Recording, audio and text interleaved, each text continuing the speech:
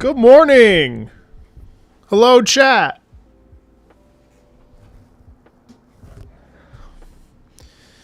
Good morning, good morning, good morning.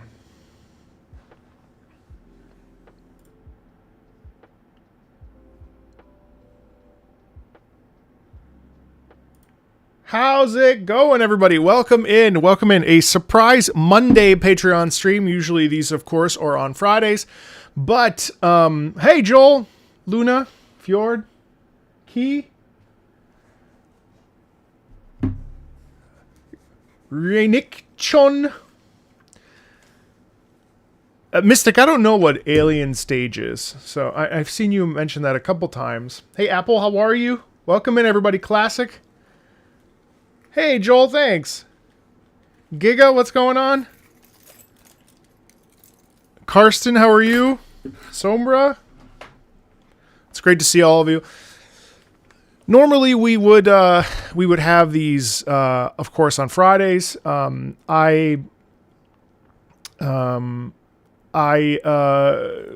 resub before I forget. Oh, okay. Thank you. Yes. Appreciate that. Hey, Nate, what's up? How are you?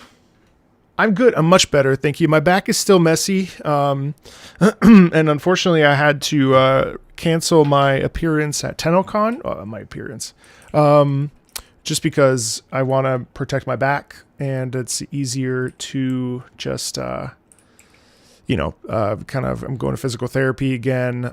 Just trying to take it easy. My back is definitely better. I'm certainly feeling better, but whatever is going on is still kind of there in my spinal area. So it's a little bit uncomfortable, but for the most part, things are good. Definitely improving. I like strawberries. I like mixed berries in my breakfast, for what it's worth. Yeah. So,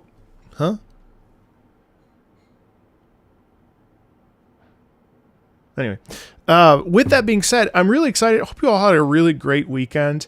I really had a great weekend playing Lies of P Overture. Finished up Lies of P. The difficulty settings have been really massive. A massive improvement on that experience. Actually, there are very few bosses that I truly enjoy in Lies of P. So playing them on an easy difficulty has been awesome. Congrats on your unpacking. Hopefully it was a good move. I picked up Dark Tide again last night. Did a little bit of exploring of Persona 5 The Phantom X. Re-picked up Honkai Star Rail. What else did I play this weekend? Rainbow Six Siege, as always. I filmed my first not really my first, but my first video game music review today with Death Stranding. This week we'll be starting Wind Waker. I'm really excited. Really excited. Yeah, the bow really kind of surprised me. The bow is amazing, as I've been using the bow and just my short sword that I've had for the entire game, pretty much. Hi, Juan! Oh my god, I've been addicted to Splatoon, speaking of Juan, ever since I got the Switch 2 upgrade. Splatoon 3 has overtaken my subconscious. Hi, Patricia, how are you? Otaku? Yeah, I actually picked up the Arbiter as well. Good. Hey, Bloomberg, thank you. You love the Wind Waker video? Yeah, I'm excited about it.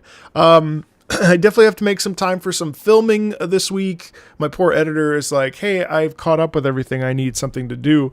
So I need to work on that. So we'll get there.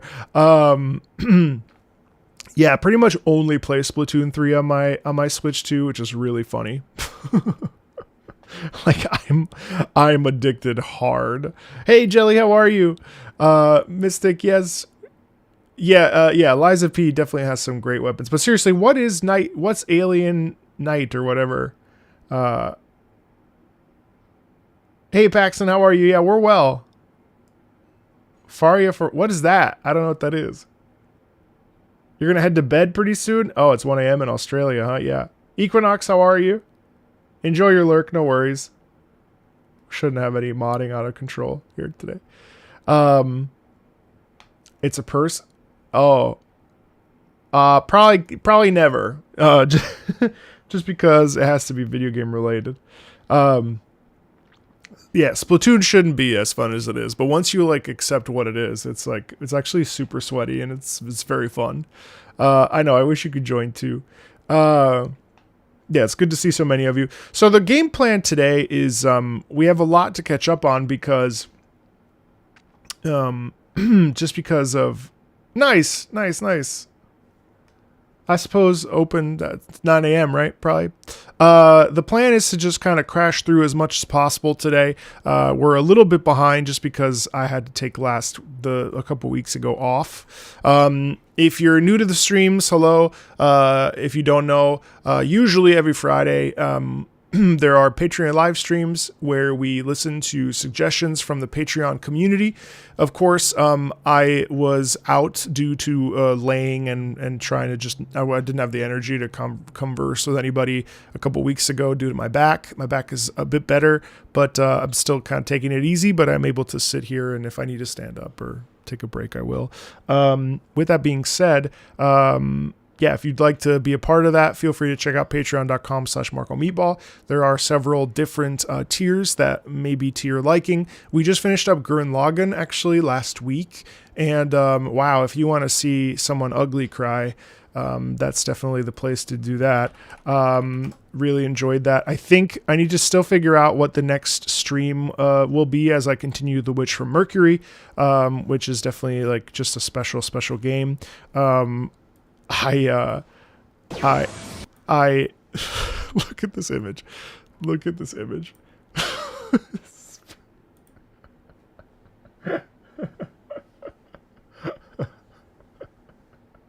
Just deeply emotional at Gurren Lagann. Really caught off guard. Really caught off guard with that. Hi, Ivy.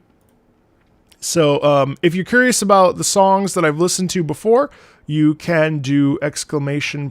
Song list, I believe. And yeah. No, that was Gurren Lagann. It's an anime. That fucked me up. I think reasonable reaction. Have I watched Orb? No. I think next up is probably gonna just be Violet Evergarden. I'm also kind of curious about Mob Psycho since it's only one season. So I saw that Frieren will be back January 2026, so I'm excited about that. Oh, that's good. There you go, Natasha. You got it. Yeah, it's very good. Okay. Well, I think what we'll do here is we'll dive in, of course, hey, Jazz, what's up? Some of the moments where really something is true. I think it just hit me in my soft spot just because there was some like death and moving on. And Mob Psycho is 3. I really like Evan Call's music, so I think Violet Evergarden is just on my list just so that I can really consume it. I also low-key kind of want to watch something like Ghost in the Shell or Akira. But we'll see. So where do we watch your anime reaction? On patreon.com/MarcoMeatball at the $5 tier called Johnny Skiki. If you wait on the anime channel, I'm giving my editor some work and we're gonna cut down my reactions. So that'll be up on that anime channel at some point in the near future. So that's definitely something. Oh, really? I like when they're 11 episodes or like 20 episodes. Like I'm not really crazy about like long-term commitments like that, but I mean, it just depends. I started up a 100-line Last Defense last night again on my Switch 2. That was really fun. It's really definitely a unique game and really kind of quite nice. I also started up Digimon Cyber Sleuth yesterday. I'm not crazy about the music in Cyber Sleuth, and really, I'm not really crazy about the visuals either, but I'm like hungry for some Digimon, and I don't feel like waiting until October for the new game. So I decided to start that up. I basically just had like a hodgepodge weekend of just playing a variety of games and finding what stuck. And Lies of P, I'm closing in on almost 40 plus hours, so it's definitely been a fun time. that's probably been the highlight of the month. I did finish up Death Stranding 2, and by finish up I mean I played it for 30 hours, and then I was like, okay, I've had my fill, and pivoted over to watching the movie of it, like via cutscenes, like a cutscene compilation on YouTube. And honestly, it's fine. Like of all Death Stranding 2 wants to be a movie anyway. I think if the strand elements, the connection elements are really good, and I do think that Death Stranding 2 is a superior game to Death Stranding 1. That being said, for some folks it actually might be a negative, because how much more straightforward Death Stranding 2 feels more like MGS The Phantom Pain with deliveries than it does Death Stranding 1, if that makes sense. There's a little bit less of like trying to navigate the road, because everything's kind of straight. I mean, it's just a little bit less treacherous than the first one. But after about 30 hours, I built all my roads that I wanted to build all the way up to, I think it was East Fort Knott Distribution Center. And I built all the railway for the monorail. And I was like, okay, yeah, I've seen what I needed to see gameplay wise. So I decided to pivot over and watch the rest of it. And overall it was good. I don't think that, no spoilers. I don't think it's like a generational game. Some people really believe that. Some people have really drunk the Kojima Kool-Aid. I really did like it much more than I liked the first one.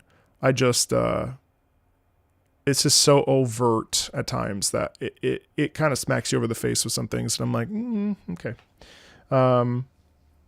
Yeah. But overall, there's tons of ziplining. I mean, it's definitely a great game. And I think people that will enjoy it will be able to enjoy it. Enjoy your rest. Good night, Patricia. All right. Hey, what's up? Gone through my YouTube a lot? That's awesome. Am I listening to someone? Are you listening to someone to talk? What do you mean? I'm currently talking. Have you ever played a System Shock game? I haven't. I should maybe pick up System Shock now that it's on sale. How's the disc that was slipped? I think it was more of a muscle, but the muscle is still kind of rough sauce around the corner. Oh, last thing I wanted to talk about. Yeah, I've been playing Rune Factory 5 actually. The last thing I wanted to say was Street Fighter 6 has become my darling. I fully plan to stream my experience with Street Fighter 6. I don't know if we have any fighting game fans in here. You're curious why I'm wearing headphones? Because I'm hearing myself talk through the like interface, and I'm about to listen to music. They're definitely better than slip discs. Yeah. I'm really loving Street Fighter 6, and I really want to get good at it. And I think that was something that I realized that I've been missing from some games, is the sense of progression where you're naturally getting good at playing a game, not like in a Dark Souls way, but in like it requires technique and skill and learning. And yeah, I've been playing as Akuma, and I think I racked up like 6 hours over the weekend. Just lots of swearing and just playing. Akuma is definitely my go-to guy, and I'm really looking forward to just diving in with more.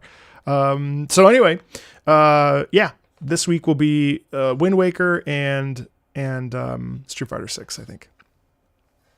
Plus it feels like it kind of has like history, so it's kind of fun.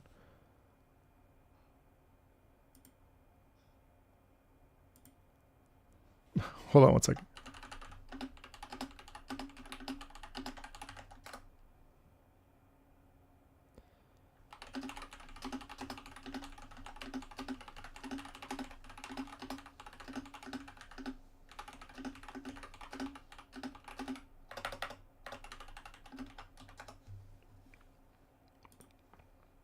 Alrighty.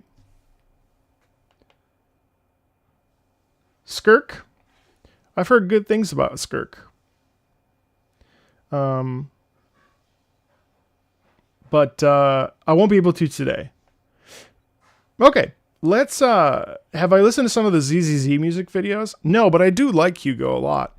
Right now, the only Hoyo game I'm playing, and I'm playing it again thanks to the trailer, is Honkai Star Rail, and I'm actually quite happy with it, not streaming it and just playing it at my own pace. It's been really nice. So, all right, let's get started. We have a lot to get through. I'll probably do about 10 or 11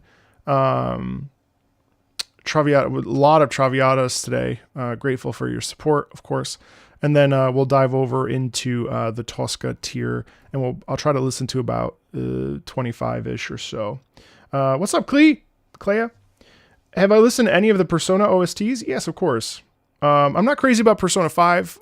Just as an aside before we get started, I really like the music of Persona 4, and I really like the music of Persona 3 especially. I think it would, if I were to pick, it'd probably be 3, 4, or 5. 5, I'll do a video about this eventually. It will get me lots of negativity, but 5, I really don't like acid jazz. I mean, I don't. The thing is, like, there are parts of it that I do enjoy. It's just that overall, I find the music sort of annoying. It's really strange because I know that everyone loves it, but it just doesn't really appeal to me, even though I understand why people like it so much. I don't really like the jazz fusion of it, and I don't really like. I just generally don't like jazz, and I also don't like funk. So those two combined just is a recipe for not liking it. And I'm trying to figure out why I don't like it. I've listened to it. I listened to almost the entire soundtrack the other day. I do love the what's that?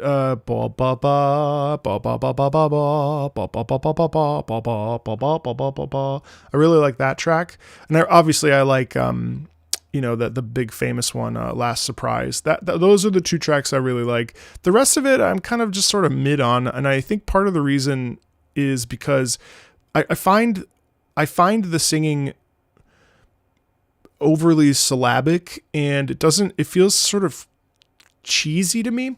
I'm trying to figure out other reasons why I don't like it, and please don't take it personally. Obviously I'm not saying anybody that likes Persona 5 is an idiot, but that would be a justifiable reason to take it personally. But I don't know, I can't figure out why I don't like it, besides I guess I just don't like it, and that's why I haven't filmed any videos on Persona 5 yet that are like hyper focusing on it, because I don't fully know why I don't like it, and I don't want to just come out and be like, I don't like this, and then not be able to explain why. But I think part of it is I grew up with my dad listening to soundtracks like that, and they were always really they just bothered me, and I felt like I was forced to listen to it when I didn't want to, and that resistance I think has just remained. I definitely think they're composed incredibly well, but I don't. They just Persona 5 especially just doesn't appeal to me. Persona 4 has like a little bit more of a pop sound, which I really enjoy. I really actually much prefer Persona 4. And Persona 3 is great because it has, again, it has a brightness to it. I think Persona 3 Reload, honestly, of the sort of games that I've played in the Persona scape, Persona 3 was the one that I was most hopeful to commit to, and then I always end up not caring.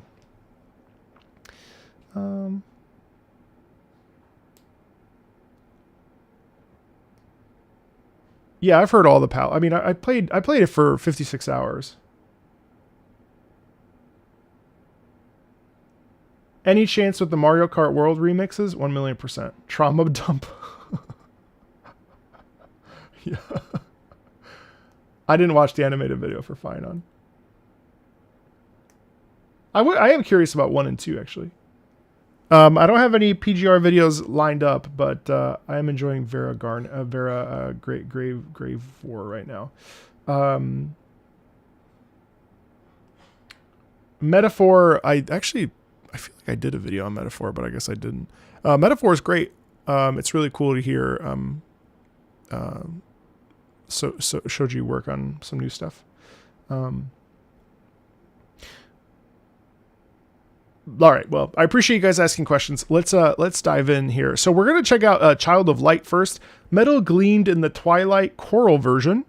choir version. This is from Child of Light. The music of Child of Light produced by Coeur de Pirat. I'm a little bit upset because I really can't focus on this. Unfortunately, this can't be on the channel. I mean, in this particular instance, it's fine, but I'm just bummed out because the copyright claim on Child of Light is a little bit tricky, so that's a bit of a bummer. But the music of Child of Light produced by Coeur de Pirat is a key part of what makes the game such a memorable and charming experience. We're going to listen to the whole thing, and I'm going to stop about 3 times. I'm going to stop as much as is needed. I'm not going to give myself an arbitrary... Oh, there's a hole in my pants. Damn it. My crotch struck again. Here we go.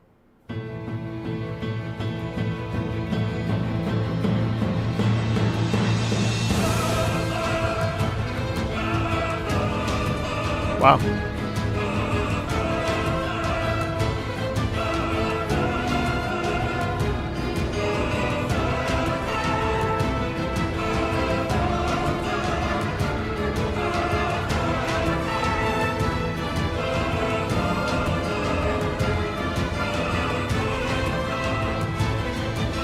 Hey, Rosatrist, how are you?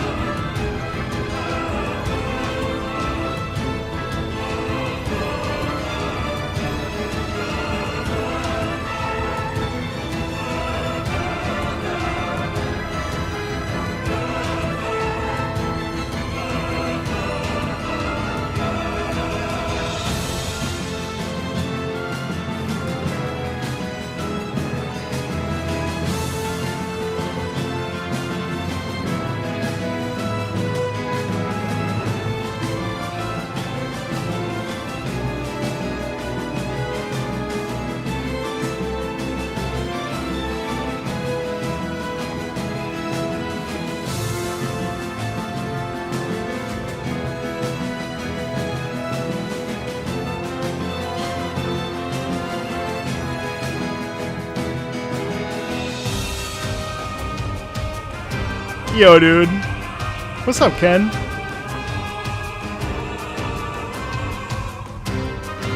It's good to see you, brother.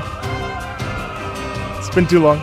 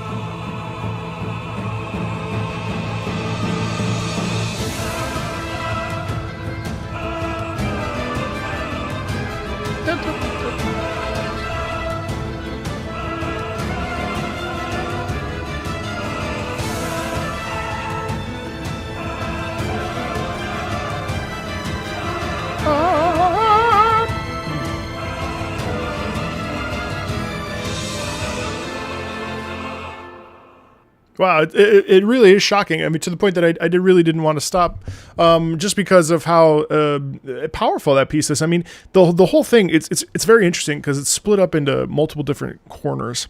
The first corner is very there's a desperation through pride and through I think there's a sort of dominance of how do I word this? It's like the first like 30 or so seconds feel kind of desperate, but an unrelenting sense of like, well, I have to do this. I have to follow through, right? And I love how we use that with voice to guide that. And then the middle section feels like it kind of takes over right around.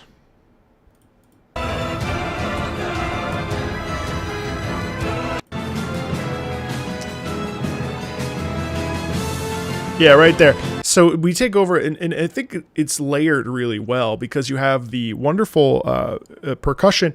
You have the percussion. You have the the bass string instruments, and then over top you have the wonderful.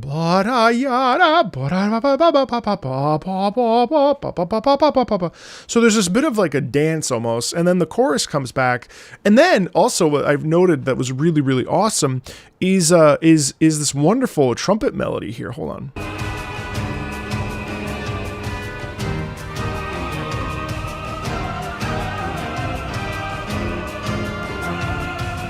Right there, and there's a bit of call and response in that.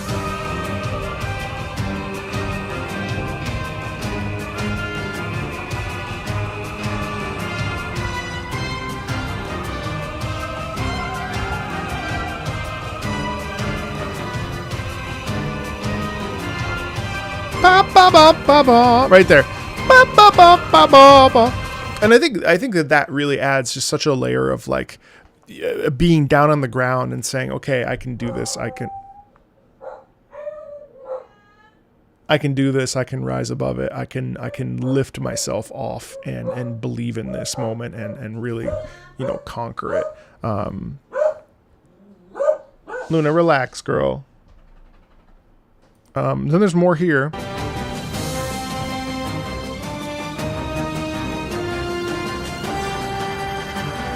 So you get the real nice accented tonguing there.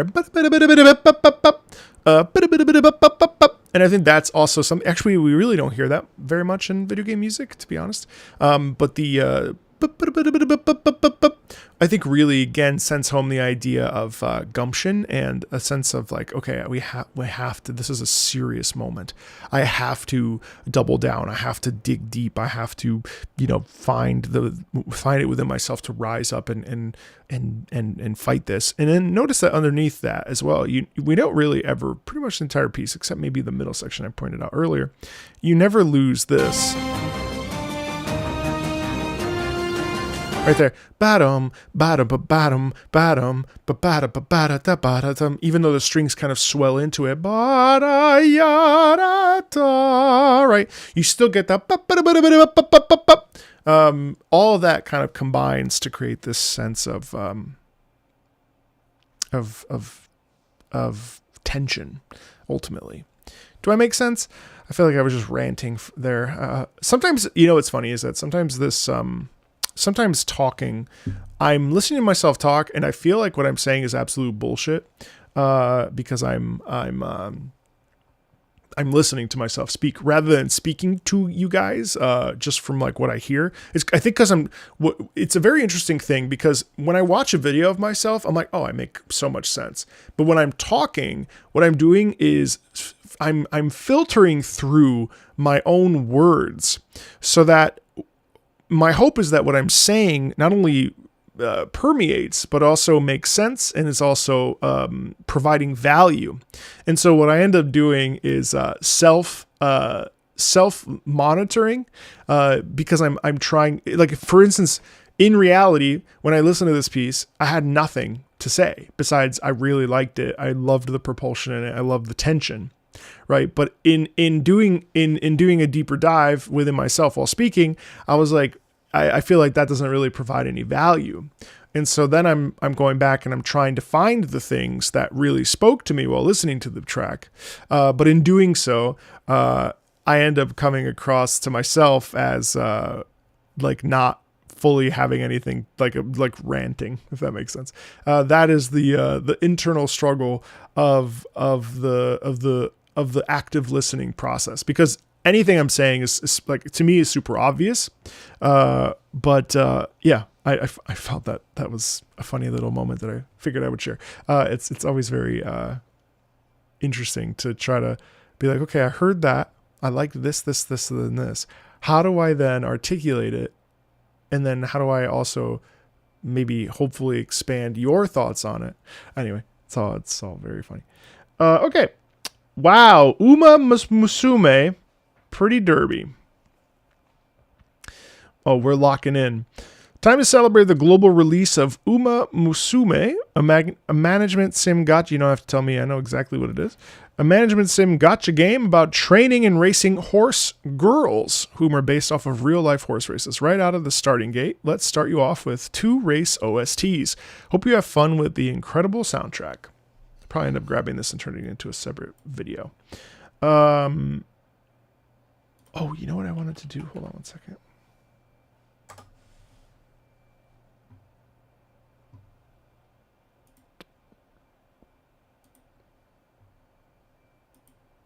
Hope you have fun with...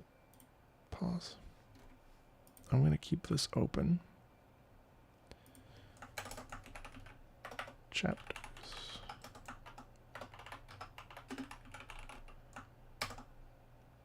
I missed the first song, Child of Light. So, okay, 3411 Uma Musume. All right. I'm going to turn this into a separate video just because I never thought that I would need to experience or listen to or even talk about a game featuring anime women that, or well, girls, I guess, that are also horses. And in this particular instance, Uma Musume is definitely like taking the world by storm. It's actually kind of hilarious to see how far it has reached, and overwhelmingly positive reviews on Steam, no less. We're going to be listening to 2 tracks: Grandmaster Final Race plus Last Spurt, plus Twinkle Star Climax, Final Race plus Last Spurt. And honestly, this composition team is actually insane. Like, you literally have one of my favorite composers, Keiki Kobayashi, who is most famous for Ace Combat. In this, you have Yasunori Nishiki, who is, you know, well known for Octopath Traveler and a bunch of other things. And you also have like Goshina, just to name a couple. So there's a ton in here. So let's just listen and talk about these as it pops into my brain.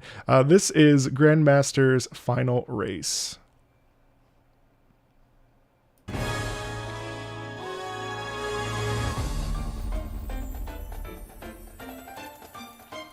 Like you literally hear the horse walking in this particular case. Like you hear the galloping, the trotting. I love the way that it starts. It's really stupid. It's really stupid that the soundtrack is so good.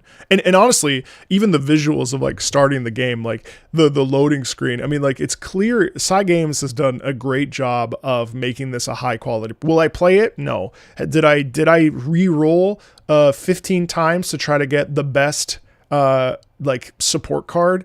Yes. Did I go to sleep at 1 a.m. to do it? Yes. Is the soundtrack insane? Yes. Any other questions?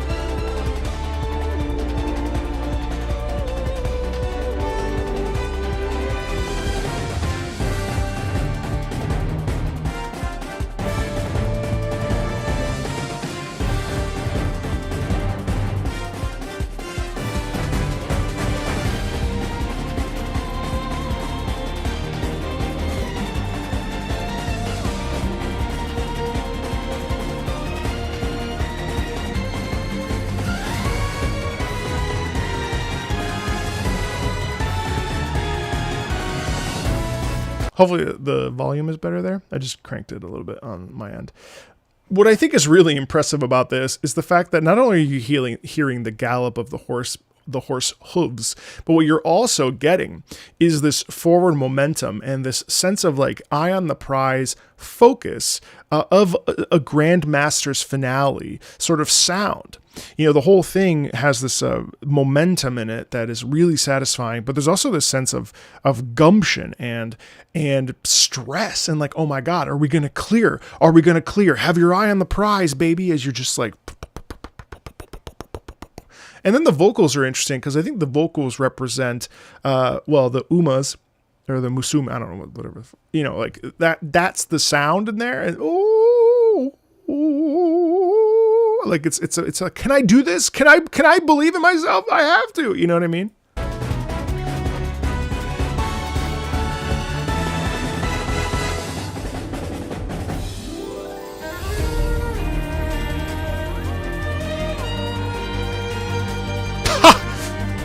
You've trained so hard for this. Wait, let's rewind. You've trained so hard for this. You hear, it's interesting. The strings are actually like, can you do this? Can you do this? Oh my God, I've worked so hard. I gotta make my trainer proud. I believe in myself. I can do this. You know, it's really interesting.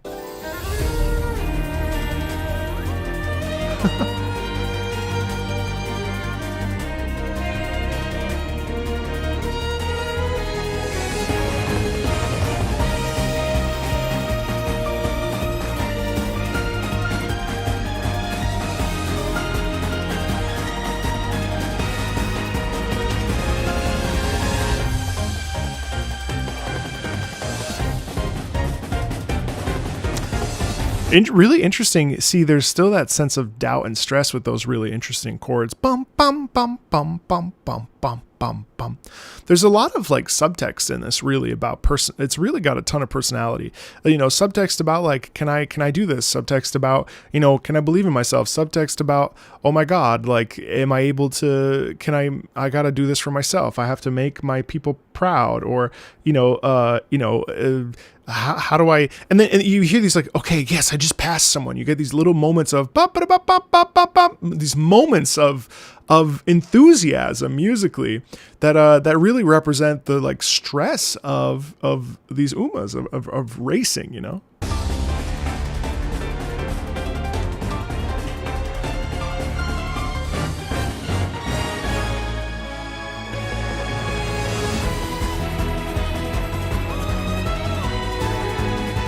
That's gorgeous.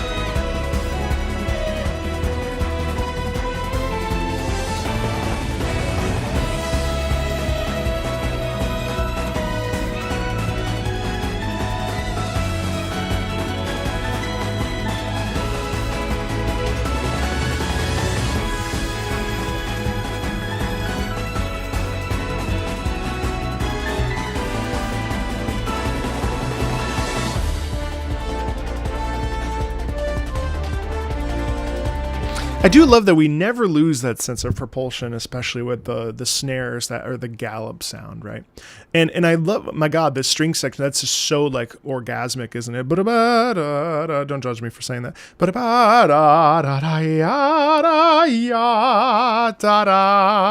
It's just so melodic, so singable, so hummable. It is anime, but it has this like pureness about it, this sense of like just it's just beautiful. You know what I mean? It's just gorgeous. And it really does feel like, oh my God, I can do this.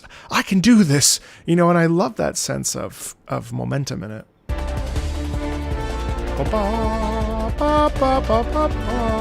Oh, a little twist there.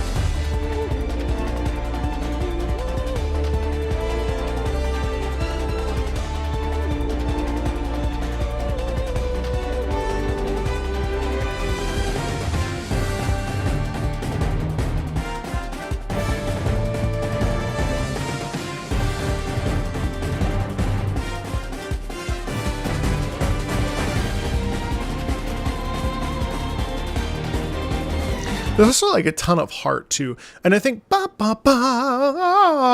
there's tons of like heart and soul in the piece. It really the thing that really fascinates me about this is that it really wears its heart on its sleeve.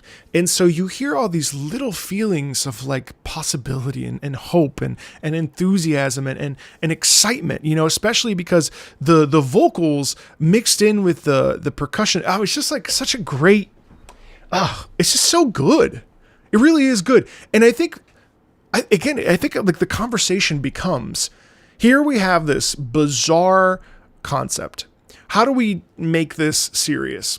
And one of the ways we do that is with beautiful, good fucking music, right? Like this is insane.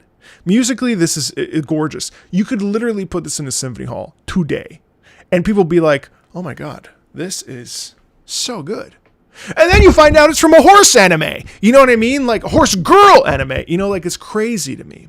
Imagine an 80-year-old being like, wow, this is so momentous. This feels so inspired. And I feel this sense of like power and brightness and levity. And then you blast this, you know, you show this picture and it's like, this is where it's from. And then it's like, what the fuck? You know what I mean? Like the strokes that would be happening in the audience would be unmatched. And why? Because it is so legitimately written, you know?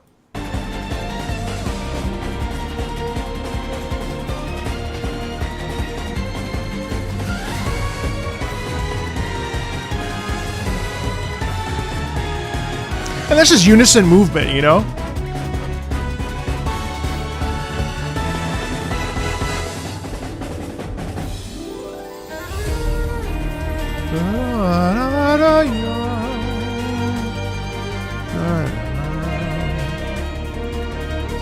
Nice call and response there.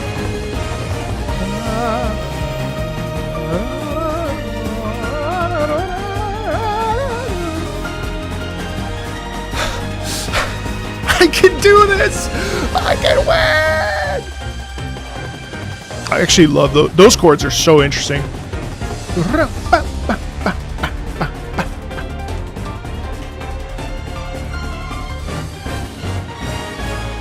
And then there too, I mean, I know that this is a bit of a loop, but then there too, you get these really, really, really big dissonant chords. And then, I actually wish I knew what the chord names were, but then on top of that, you get this this real powerful bass momentum in it.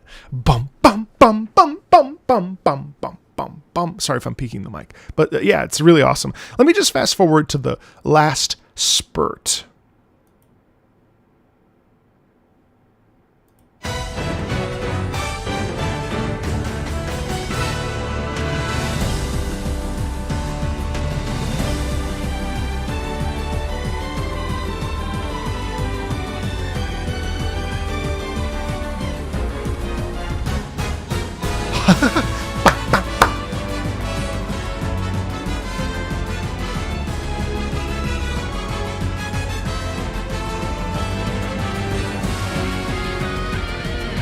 Wow.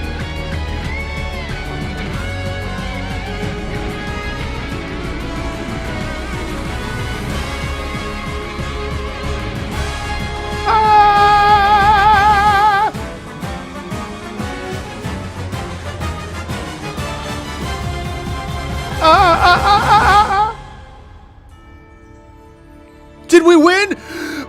We did it! Wow.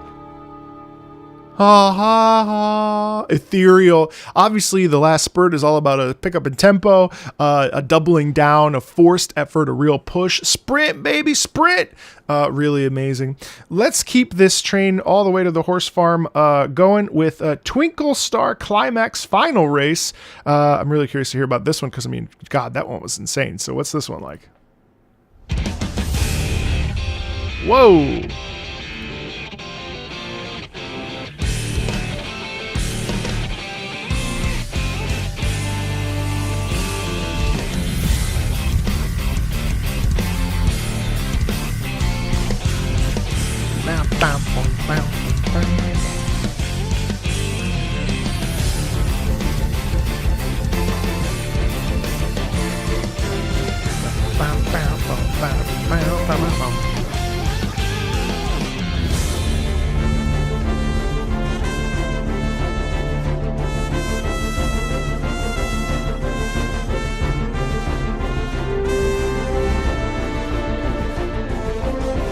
Yeah, so I mean, let's get one thing clear. Like this is very unexpected. Don't make me play this. Please don't make me stream this. Please don't. I need to listen. Right now, if you go to Reddit, one of the things you see is someone says he mostly streams anime games. First of all, that's not true. Second of all, don't make me stream this because the music is so damn good. I feel like I have a responsibility to. I don't want to, but I'm so I'm so tempted now.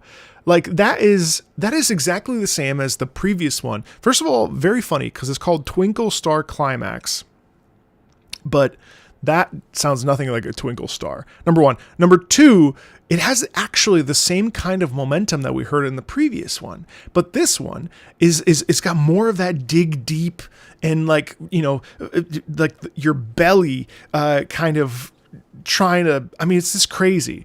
Nathan, can you please put the list of composers up on the screen? I mean, like, look at this list. This is absurd. This is absurd. This is obscene. It is actually nuts how much talent there is in this composition team, whether it's internally from Side Games or some of the guest composers. Like it's crazy. But listen to how like the power in this is profound.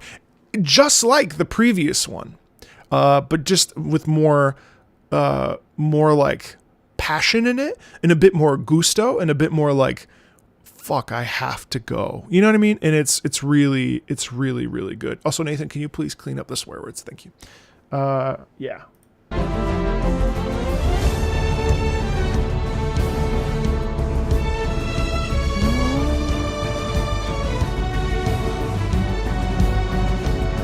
But do you hear that? Like the strings,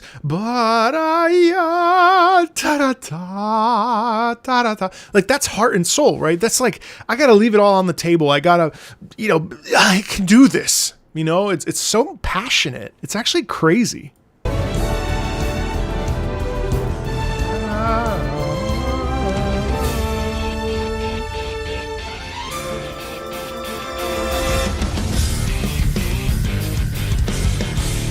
Wait, you know what I just realized? This actually feels more at home in Guilty Gear than it does in Uma Musume. Isn't that fucking funny? That sounds no different than like a Guilty Gear track or a Blaze Blue track. Especially where I just stopped. Let me rewind.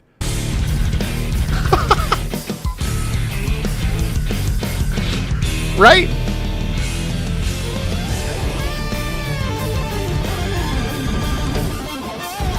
Oh my god, that's good.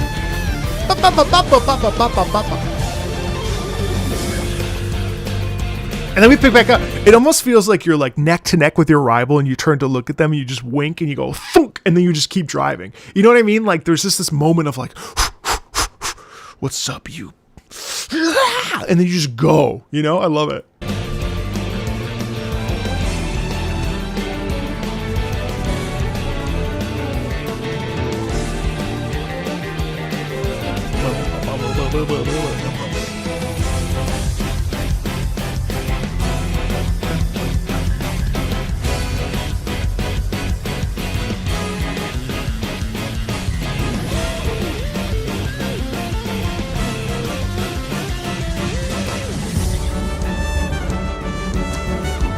Dude!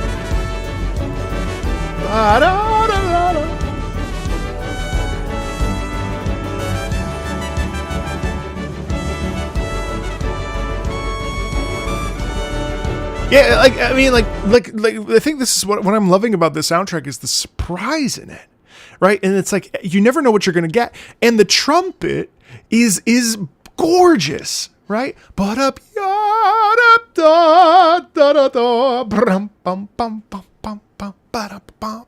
it's just like what? That's such good writing.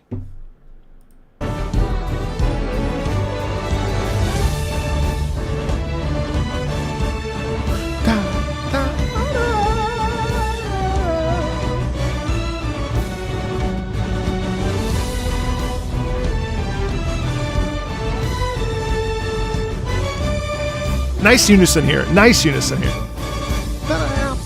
Little tension. Let's go to the last spurt.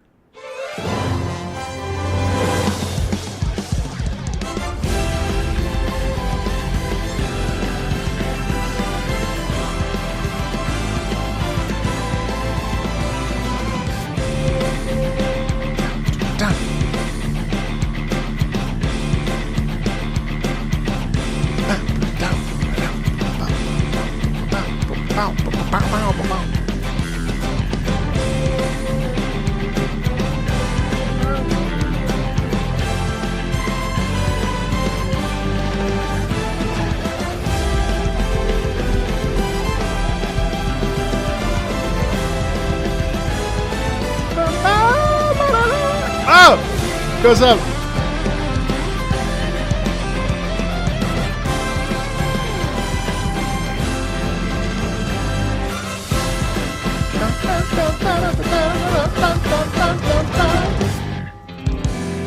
Wow.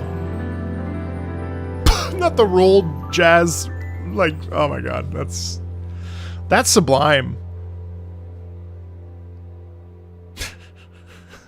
That's absurdly good. Oh, see, that makes my heart happy. Like, that's just music, man. Like, that's just like really fun. And you can vibe to that. You can listen to it while you're driving, while you're on the bus, while you're walking. You can listen to it at the gym. It passes the hum test. It passes the vibe test. It's like great. It's just enthusiastic. It fits the races so well. That is such a good soundtrack. And that's only scratching the surface. I actually would love to hear more. It's just amazing. It's just amazing.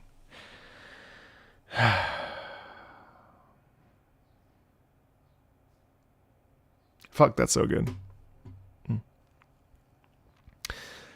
Okay, that was 35:11. Okay. New video.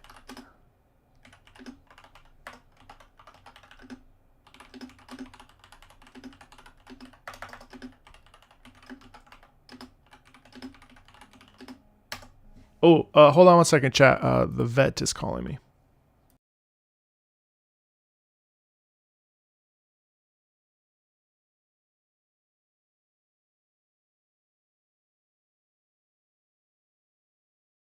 Never mind, they hung up.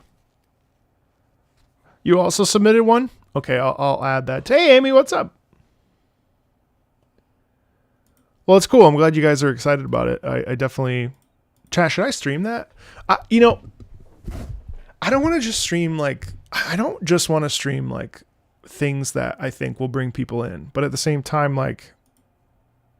Would people want to watch that shit? Like, if people want to watch it and hang out, then I kind of feel like... Hope everything's okay with our lady Luna. Oh, shit. I took her to the groomer, and this is the third time now that every time we come back, she just scratches, like, and makes herself raw on her neck, her back, her neck, her back, anyway. She's okay. She's fine. I have to go to the vet tomorrow to pick up some spray, just so that because she was so restless on Saturday, like she just was not feeling very good. Yeah, I don't know. I mean, I kind of want to prioritize Wind Waker and Ace Combat 6. I think I'm gonna after all this shit with Xbox, I think I'm gonna trade my Xbox in, because it's just.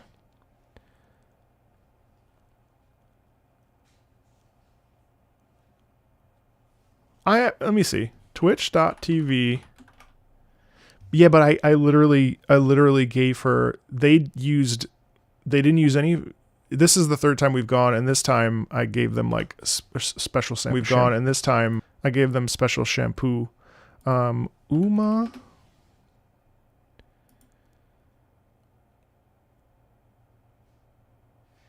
Why does it say rhythm music game? That's crazy.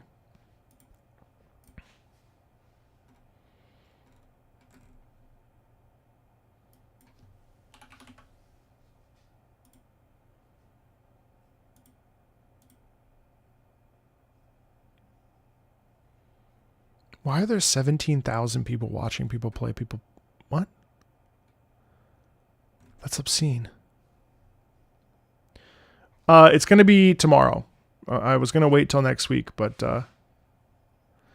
it only happens when she goes to the groomer, though, so I'm not quite sure what's going on there. It's the only problem.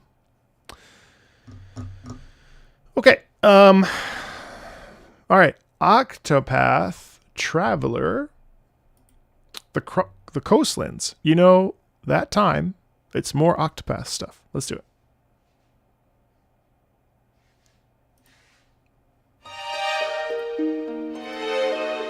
That's so pretty.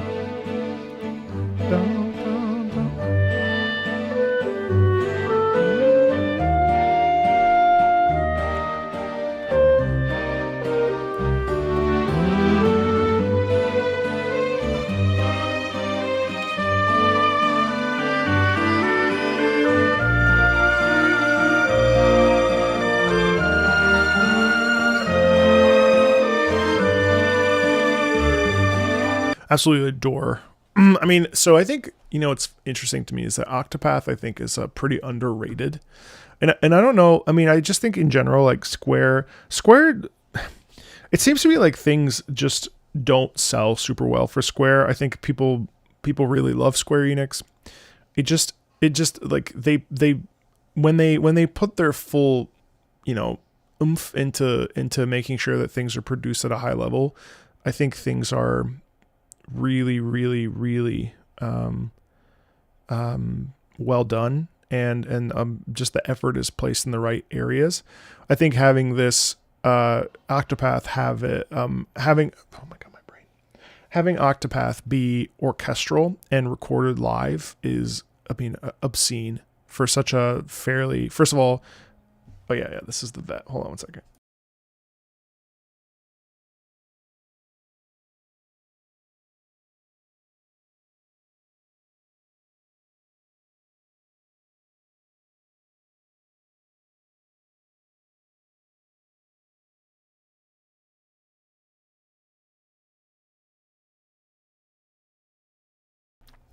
So it's sort of interesting how they were just confirming her appointment tomorrow. So they just it's astounding that Yasunori Nishiki was given this opportunity to create something with such bodied sound that is like fully orchestrated, that again it would be just delightful to hear live and hear in an orchestra concert with other classical works. It just works. And in this case, the Coastlands, like you hear the seagulls squawking. You hear chirping, you hear the sun, you hear the waves crashing, or you feel the wind rustling, especially with the woodwinds. Like there's this quality in it of peace that I think really pervades. And I think it does so in a lot of the tracks where you're like in the area, or when you're walking, when you're in the overworld. That's really beautiful. Like right there too. I mean, like you can even hear it. A lot of the lilting down stuff that we hear, that tends to be of that nature, like the sort of like that all has this like sense of warmth to it, and the sense of like beautiful day. You know what I mean? Like there's.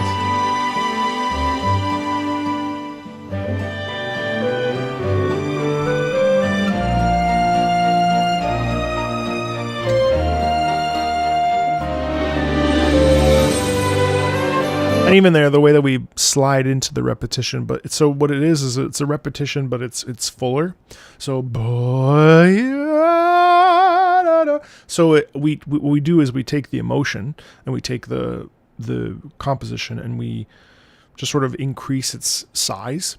So if it's a small ball, it becomes a big ball, and what it does is it just rounds itself out. We fill it with orchestration, we fill it with instrumentation, and we really create this sense of body to it, as opposed to when we first start the piece, which is much more lighter, a little bit. I think it's interesting how music kind of takes these structures where we start with the introduction, it starts kind of quiet, we build and we build and we build. Now composers do this in a different way. Like I was listening to Ludwig Forssell today, just before I started filming my Death Stranding 2 review, and his pieces tend to go like this, right?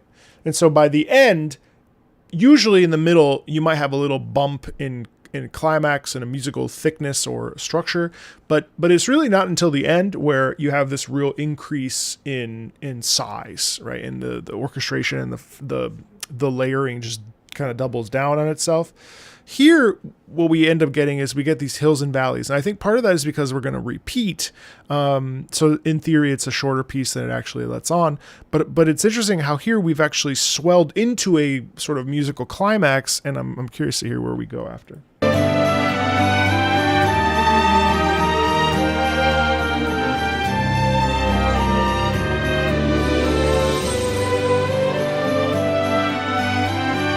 How's the volume, by the way? Can you hear me over the music?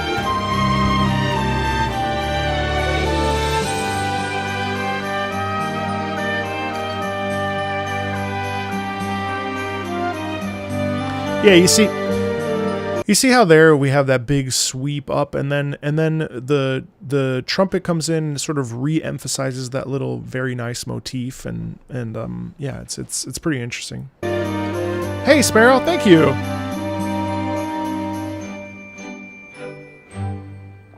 You see that? Oh, it's just a repeat. Okay, it's just a repeat.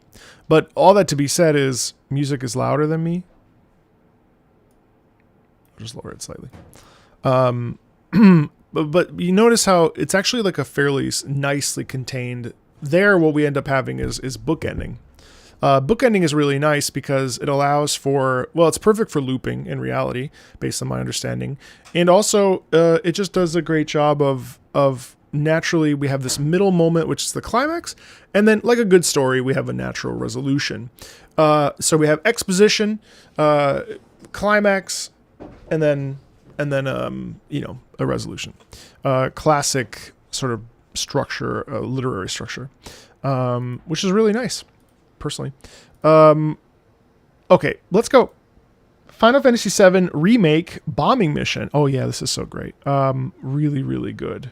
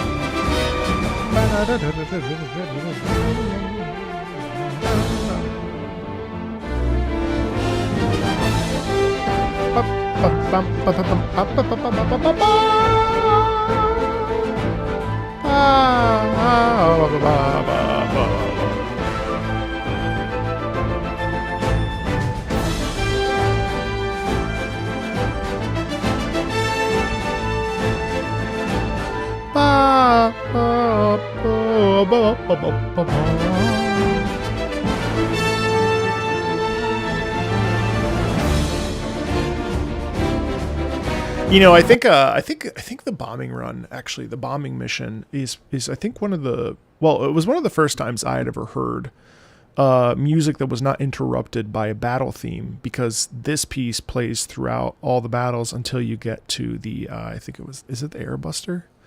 No, it's the Scorpion. And what I think is really wonderful about that is that it keeps this consistency. musically, right? Whereas a battle theme is very, actually kind of hate back in the day, like the battles that were what are they called? Oh my god. Oh no, my brain. Battles that random battle encounters, because they disrupt the flow of the music. And it's very jarring to go from like peaceful open world vibes, let's say, to then obviously suddenly being thrust into this combat experience. So for me, the bombing mission here has such consistency that it really is such a highlight and such a standout gaming experience. Now, I really like this particular. I remember. So in the end, I ended up really not vibing / liking Final Fantasy VII Remake. I felt that the side missions were boring, repetitive, fetch questy. There was sort of no real reason to do them. I really just kind of beelined it from start to finish after about 10 hours, I remember being like, okay, I just want to get to Shinra. And I felt the same way with Rebirth. Now, Rebirth has a massive soundtrack that I've listened to quite a bit of. It still feels disjointed to the point that I don't enjoy it because a lot of the composers are using their own personal styles to emulate and enhance upon Uematsu's original sound vision. Not that I don't think I'm a purist. I just don't necessarily like how nothing necessarily, like the remixes themselves are incredibly well done. I just feel like as a complete package, they sort of are all over the place, and like it feels like it's from 18 different games. So what I really remember distinctly about Final Fantasy VII Remake was it was midnight, and it was the midnight release, and I booted it up on my PlayStation, and I remember at that point I was dog walking, and I was kind of in between jobs trying to figure out what to do with my life. And I remember having a big smile on my face because Final Fantasy VII is actually it's the first Final Fantasy I ever played, and I was captivated by it. And I had forgotten, because of the discourse online with Final Fantasy VII, especially, and shipping and stuff. I kind of started to hate Final Fantasy VII because it brings out just some of the weirdest people, in my personal opinion, and I sort of lost a little bit of the verve about Final Fantasy VII, but I remember when this played, because I'd listened to the Distant Worlds version quite a bit, and I remember when this played, I just had a smile on my face, kind of the same way what I was when I played Spider-Man by Insomniac for the first time. Like, just wow, just like such a moment in gaming. I really love the bombing mission. I mean, what's there to say? Like, it just does a great job of the countdown feeling, then swelling into battle. All that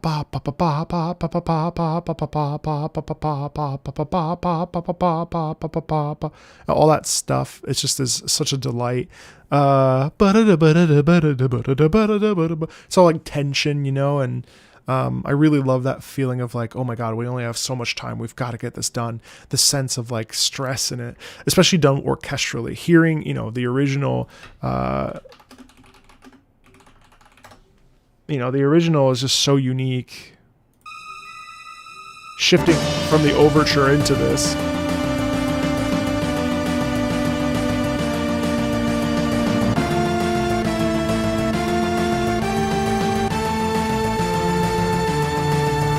And even that, you can take it apart and you just think to yourself like, wow, that's so cool, because we have this real slow ba-da,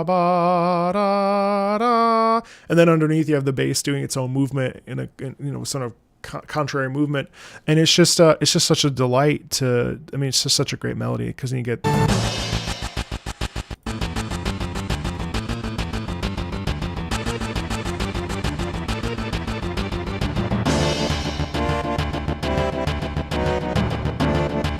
I love the ba ba ba ba ba ba ba ba ba ba ba ba ba, but then even in the horns, ba ba ba ba ba ba ba ba ba ba ba ba ba ba ba ba ba ba ba. It's just such a rhythmic and an amazing piece. It's so great to hear it orchestrated, and it's just awesome. Ghost Recon Wildlands. I was just talking with Deersley actually for how much this game really feels like. You're accompanying our holiday road trip through France? Well, bonjour à vous. I will be sure to swear as much as possible. Hey, Robzo, what's up? Happy anniversary to Final Fantasy IX. I've listened to no Roblox music besides Deep Woken, and I did that once, and that's as far as I'll go.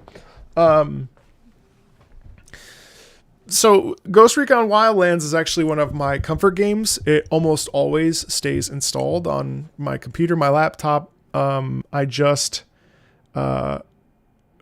haven't heard that one. I haven't heard that one yet. Do I swear on that?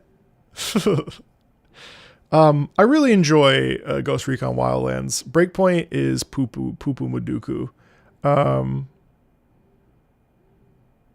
You what? You heard Master Chief was just laid off at Xbox? Are you being funny? Are you just being funny because Xbox is an absolute dookie?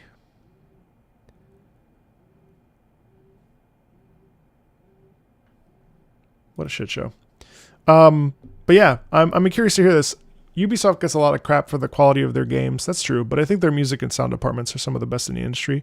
Probably my favorite main menu theme in a game, maybe? More so than... Well, I definitely don't think Rainbow Six Siege has the best... main theme. Good night. Yeah, I know, it's a whole mess. Breakpoint's not that bad. It's just mediocre, I agree. But Wildlands... Shit, dude, don't make me start playing this again. Like... I've never gotten very far in Wildlands. You don't understand, like, I have no desire to actually, like, finish it or, like, play through the whole thing or whatever. But there's something about Wildlands that just scratches a particular itch. And every time I'm in it, I'm just like, oh, this is so nice.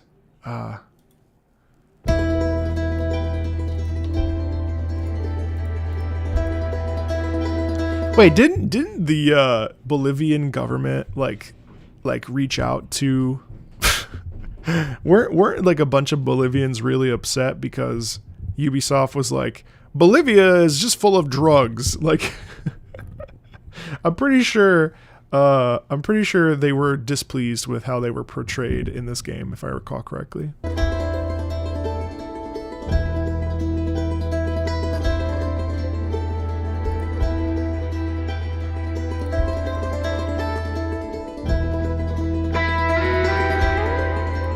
Da, da, da.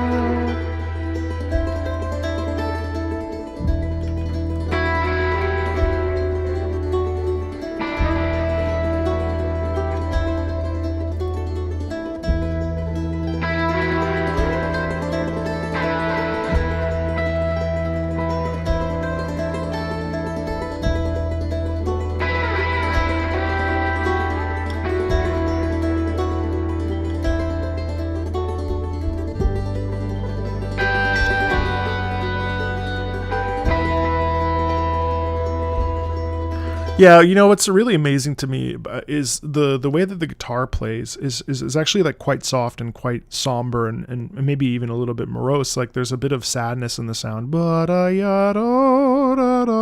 then you get the electric guitar, and I feel like that's the Ghost Recon team, and I think like the Bolivia and like the place that they're in is this, you know, I think that's where you hear like the beauty and the sort of like the majesty of Bolivia's mountains and like all the different regions that Bolivia has, and then at least in the game, and then the sort of the danger is what exists over top of that with the electric guitar.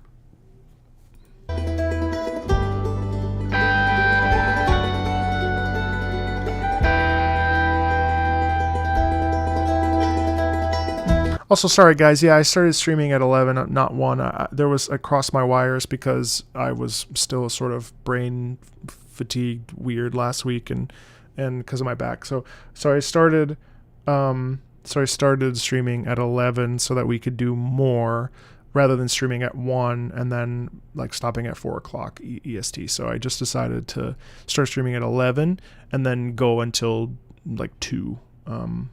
So I'm sorry about that. I didn't mean to cross our wires there.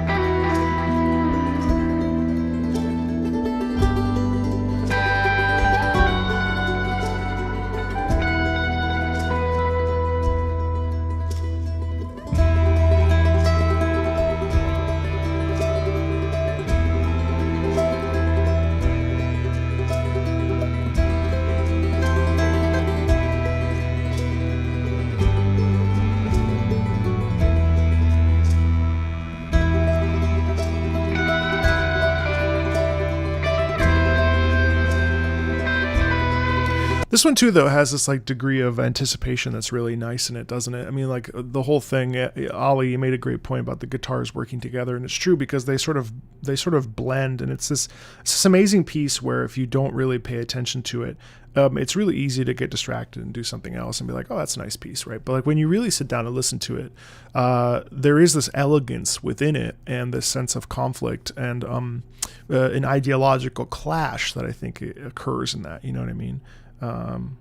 Yeah, it's pretty interesting.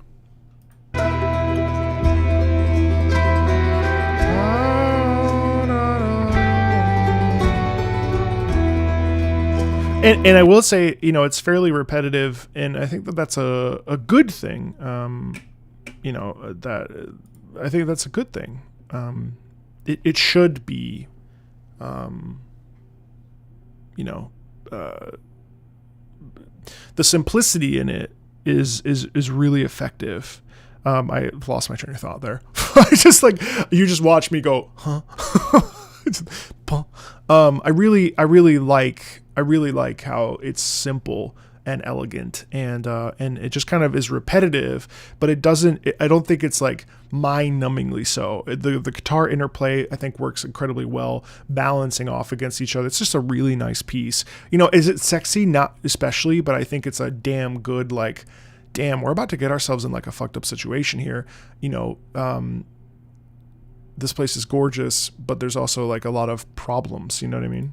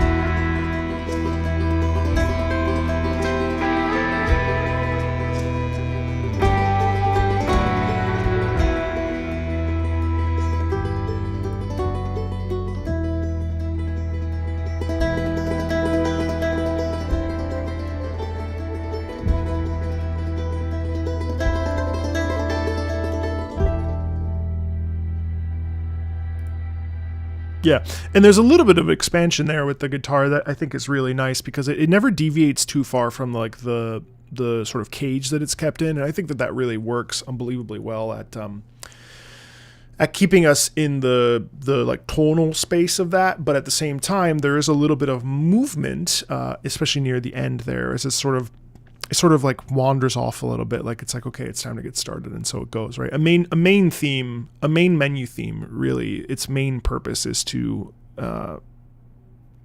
help you get in the mood so that when you push play, you kind of know what to expect. And I think I don't think anybody really sits down and listens to main menus nearly enough. And I myself, like, I just want to get into the game, right?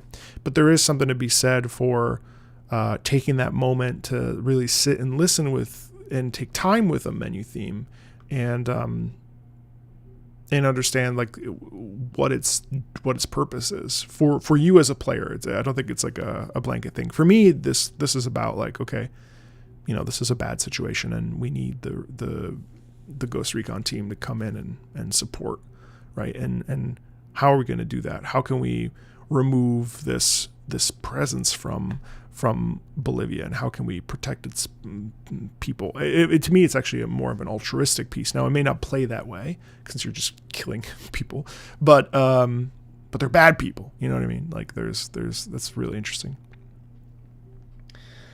Hold on one sec, you guys.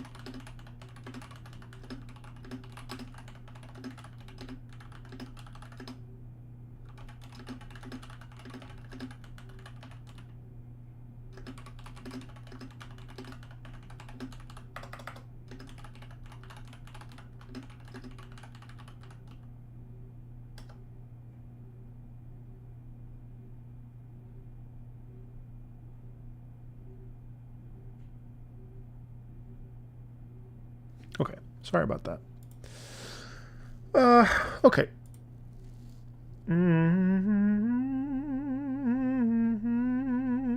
Testing.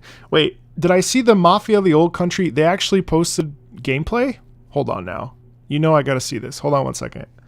Italian opera singer watches Italian game. Nervous that it's going to suck. Hold on.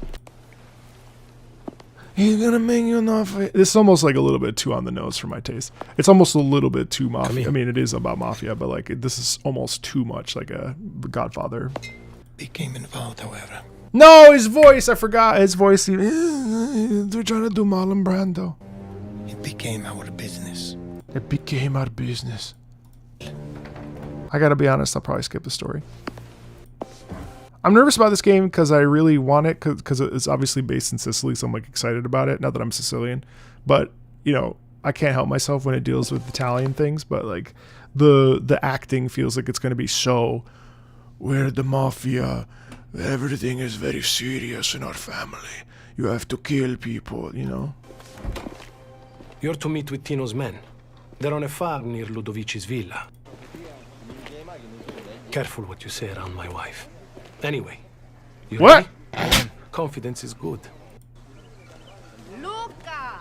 No need to hold his hand. He's a big boy. Get back here. This woman, she's lucky I love her.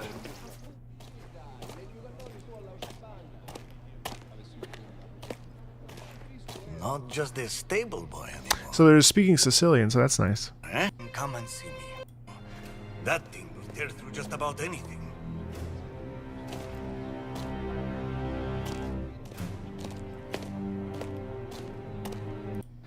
She'd help you out with your best problem. You've chosen them. I have. Good. I suggest you go fetch a car. You never know. These pests you're after could start shooting back.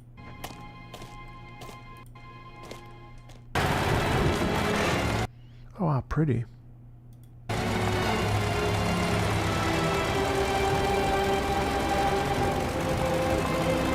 I'm curious to see how they do this whole like linear thing. So I'm a big fan of Mafia 1 especially, and one of my biggest gripes with Mafia, well, all of them except for 3, which I haven't played, Mafia 1 and 2, is that the world, 2 I didn't play fully, so I can't really speak on it, but definitely Mafia 1. You have this big map that you really just like have no reason to be in. When Mafia first came out, like I remember being obsessed with it because it was like, whoa, I have to follow like traffic laws. Like I have to like be like in this world. But then in the end, it ended up feeling very shallow. So I think it's interesting that they're choosing to go with a linear story based like world here.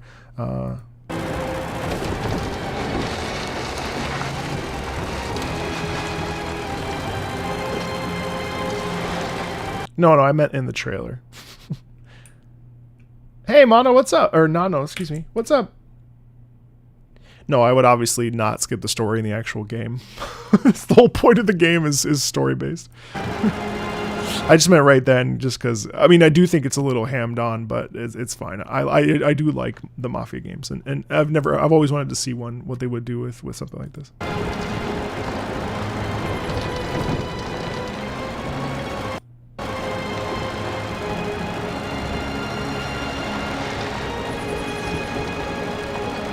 How do you guys feel about this, like, sort of, just a general, Kingdom Come Deliverance 2 does this as well, and the first one, where there's a lot of music playing the sound, over the sound, like, of travel.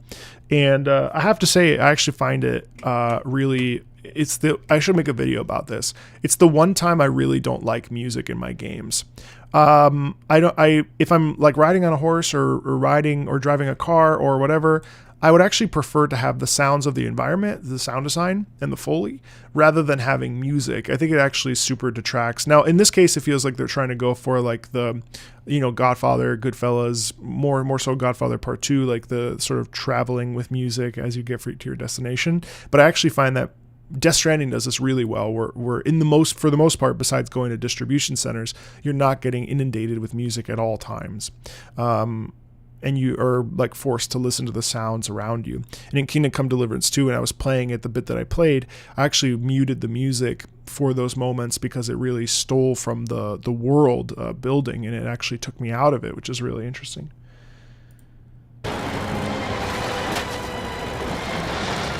Yeah, Red Dead and Breath of the Wild do a really good job of this.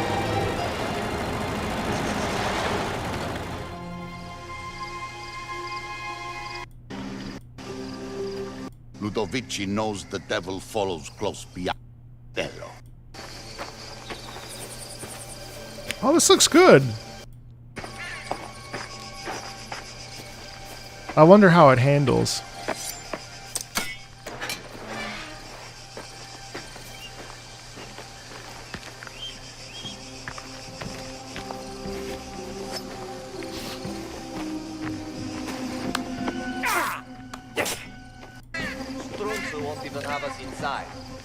Oh, he said stronzo, so at least it's a little. My wife is very.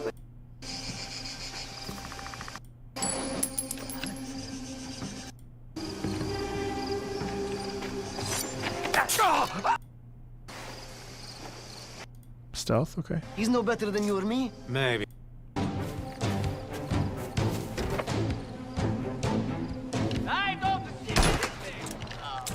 Yeah, I'm pretty sure this is going to be like a 7 out of 10 game. Which is fine. Jesus.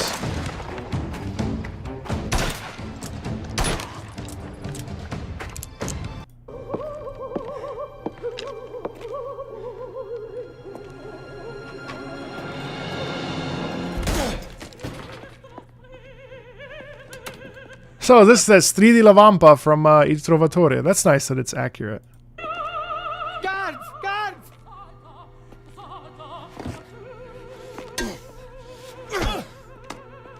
Please!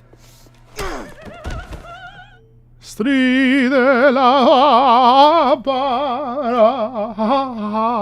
Ha ha ha ha ha. Nice. Okay, yeah, I'm excited about that. I'm definitely gonna play it. It doesn't matter. Hopefully it's a tight experience. Okay, let's keep going. This is gonna be Wolfenstein: The New Order. The New Order. Mick Gordon. No, I'm just interested in. I'm just really interested in that game in particular, and that we haven't seen any gameplay. Hey, I showed my boyfriend your video the other day and watched them for 3 hours straight.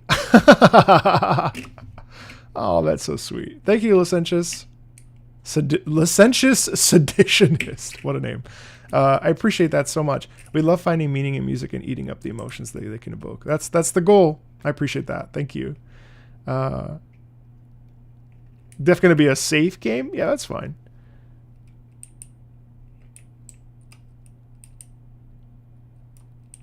Yeah, we'll see. Sniper Elite has had a narrative. Dude got shot in the ball. Actually, I think Sniper Elite 5 is on sale right now. I should grab that. Mick Gordon is so good, you can totally hear the downfall of humanity in this track. Hope you like it. I'm sure I will.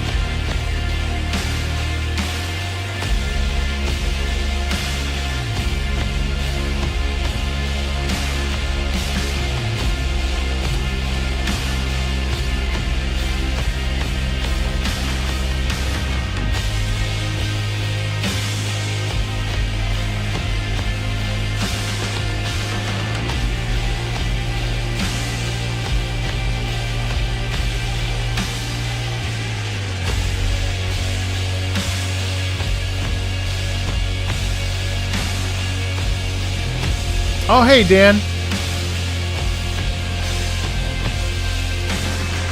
That was you? Good to see you in there, too, yeah. Yeah, it's to me at 1,000,000%.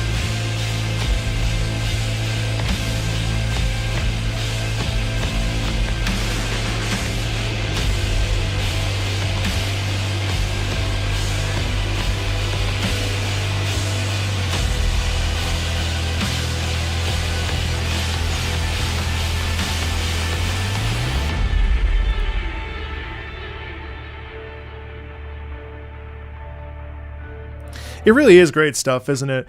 I really feel like Mick Gordon's sound, like vocabulary, is truly special. There's so much density in it, but it somehow like is able to cut to the core, and it really speaks to like the brokenness of humanity. Like all of his music, I think, evokes like these visceral feelings, right? And I think part of it is just because of the layering. I'm gonna have to email him because I would really like to get him on the channel and just talk about some of this stuff. It's just so impressive how he's able to really dig, and like the music really feels like it's digging into you and like pressing into your spirit. It's really unique. Post metal, I don't know what that is. I don't know the genre breakdown of that, but that yeah, that wouldn't surprise me.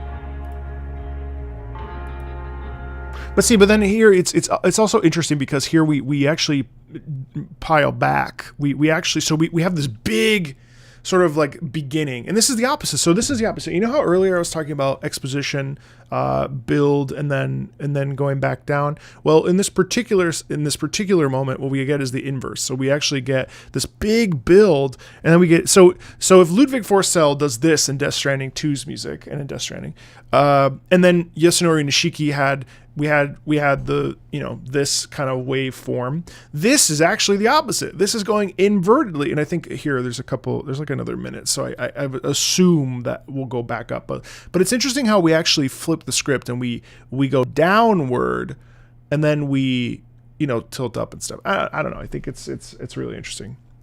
I haven't heard any of his Atomic Heart stuff. I'm really curious about that.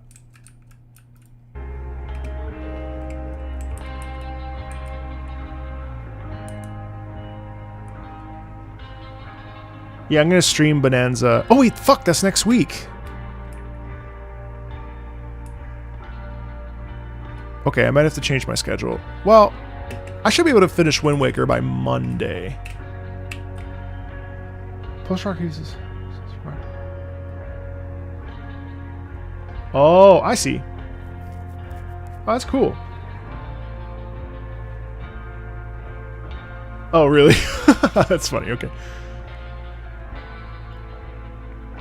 So it is...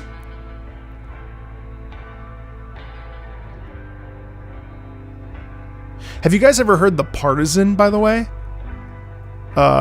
If you haven't, I really recommend it. It's also from Wolfenstein.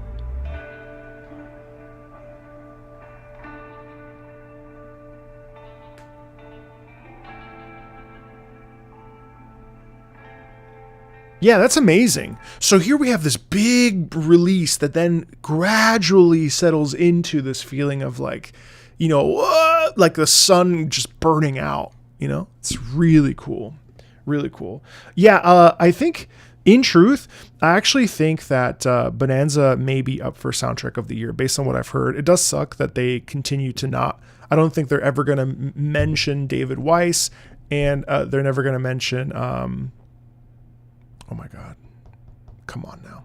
You know who I'm talking about. Oh God.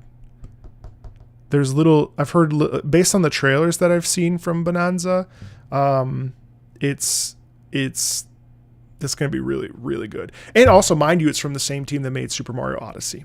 So we know the soundtrack, the gameplay is going to be dope as fuck. So Roger from Roger's Base told me that if I didn't stream it, he would come find me. So I do plan on streaming Donkey Kong Bonanza next week.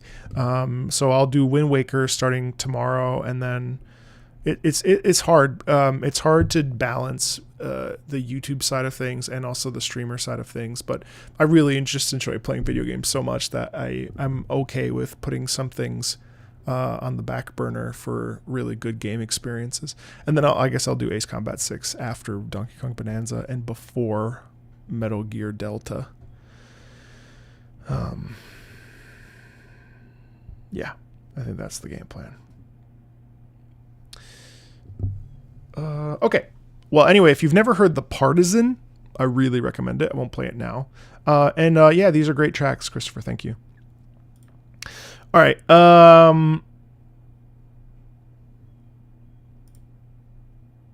Okay, we're moving into turn dots. So I think, just so everyone is aware, I will stop at Fjord. So I'll stop in 1, 2, in 3 tracks. I'll pivot down to Tosca and we'll just kind of ride the wave. I see Luna has some Uma Musume. I will deviate from normal circumstances and just tack that on, just because that way that video will have 3 tracks. So please forgive me for adding that. But yeah, this is my stream. Fuck it. I'm going to do whatever I want. No. But seriously, thank you. Normally I don't break down those tracks, but in this particular case I will, just because we've already had another 2. So I said Ace Combat 6. Well, here's the thing. Here's the thing with Donkey Kong Bonanza. I think it's going to be pretty overwhelming, because if it's the way that I think it is, that means that you're on the first layer, and then you're like, you know what, fuck it, I don't want to be here anymore. And then you just like dig down and suddenly you're on the second layer. And my thought is like, how the fuck, like you're going to spend thousands of hours on one level. If you can really, like, imagine someone who like I love like with Power Wash Simulator or even Splatoon. You know, Splatoon is fucking funny because like everyone's like trying to get as much as possible. Not me. I'm literally turning to left. I'm making sure that I'm grabbing all of the spot on the left. I'm going straight. I'm making 2 passes just to make sure that I'm being very thorough. I'm going over here. I'm not splattering my stuff everywhere. Nope. We are hyper contained. We are cleanly painting. Which is really funny. Have I reacted to any Death Stranding? No, Poppy. So, the copyright situation with Death Stranding 2's music is abysmal because it's Sony and everything is copyright claimed. I did just film a review that talks about my thoughts on the context, a little bit on the game experience, pros and cons, my own personal opinion. I did something called the transportation car test, the vibe test, and the hum test, and then my overall thoughts and feelings on the balance between Ludwig Forsell's music and Woodkid's music. So that video should be coming out in the next couple days. There is no music in that video because of the nature of it. If you've ever seen Anthony, if you've ever seen the needle drop, what's my main? Right now my main is the roller brush. But I can never find an ultimate that I really jive with, which is kind of frustrating.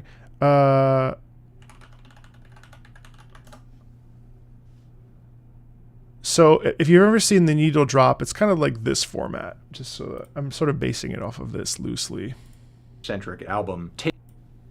Hi everyone, Verthany Gintano. Its predecessor melodrama. In a way though, it's not that surprising that Lord would artistically end up in a place like this. Into some content on this album is random. There's infatuated album. A listen, did you love it? At least attach her feet. Basically like this. This is the sort of format. That's the format for these reviews. They'll have a little bit more text and obviously gameplay footage, but it's really just like I listened to the soundtrack twice back to back. Here's my feeling on it, right?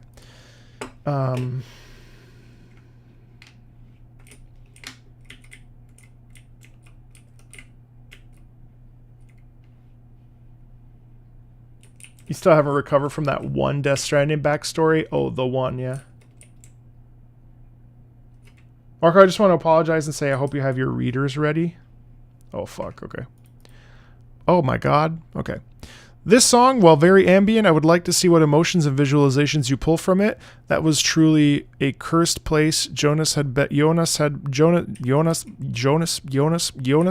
to travel there and hold on as I could. More than once I wished I had denied him and taken my life at the onset when the rot seeps in deep enough.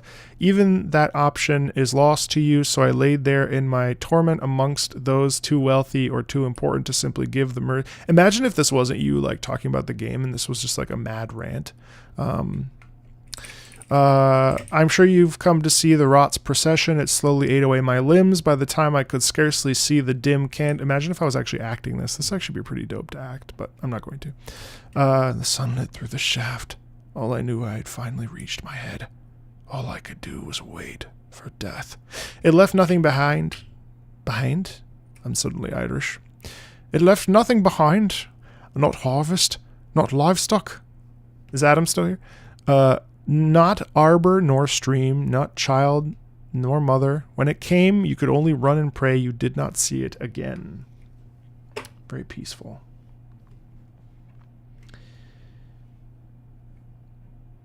Also, fuck gyro aiming. I play Splatoon 3 in bed. So, like, I lay down like this to play Splatoon, and I tried gyro, but you gotta be sitting like this for gyro. I'm like, the thing is like up here. It's like, no, I can't. All right, let's do it. This is Vintage Story, The Lazaret. This better not be 10 minutes, Jazz. It's 3. Good job.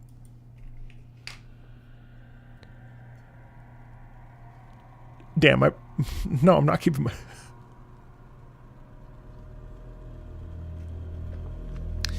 There are actually British people here.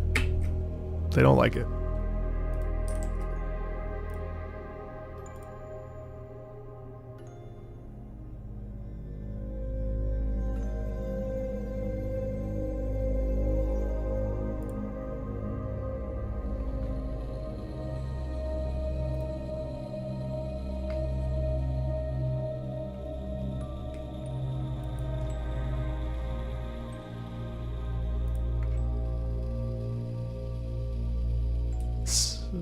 Land.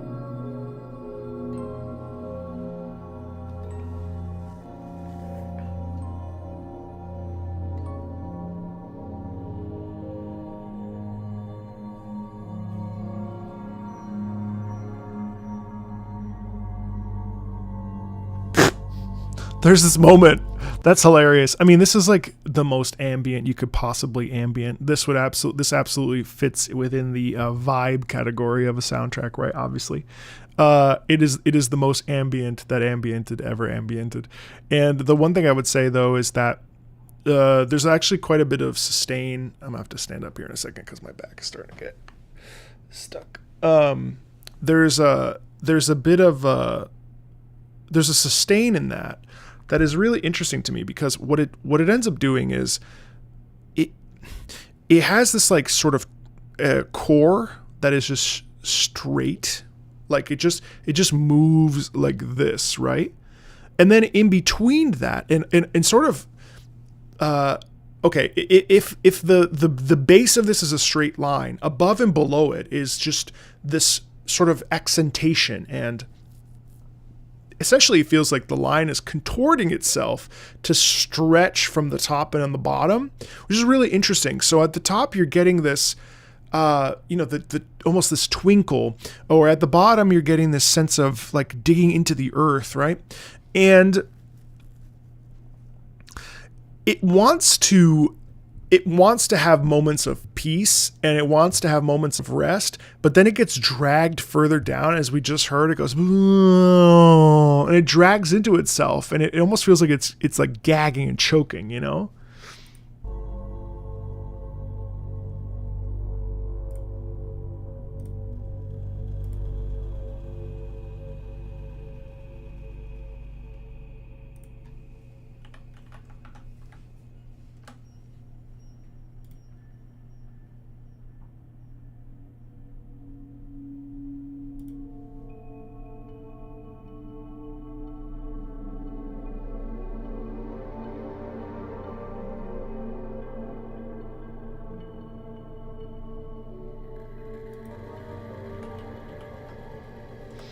That's interesting.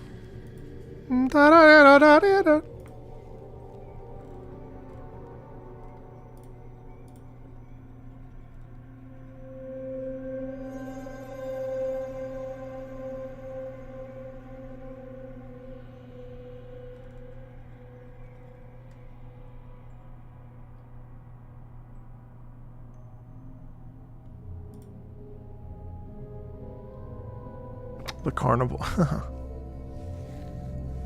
So it's interesting. There's these little glimmers of life, and I think, I'll be honest with you, Jazz. Like, I'm not crazy about the piece. I just I think in game walking around, I think it would work really well. Obviously, we're listening to things in a vacuum for the sake of listening to them. I don't necessarily feel like that is all that interesting, but at the same time, there are these little glimmers of life that I think really add quite the sense of like humanity within it, that I think, or the lack thereof, which I think are really, really nice, and I think provide like these moments of respite.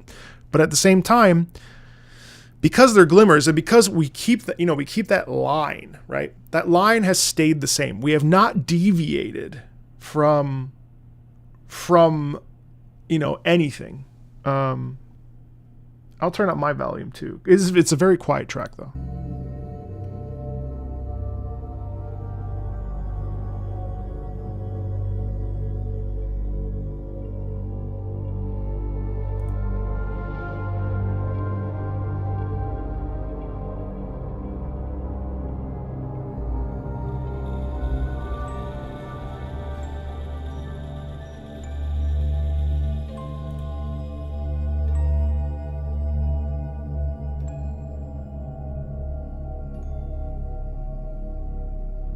So that rot sound, that sort of rot sustain in there,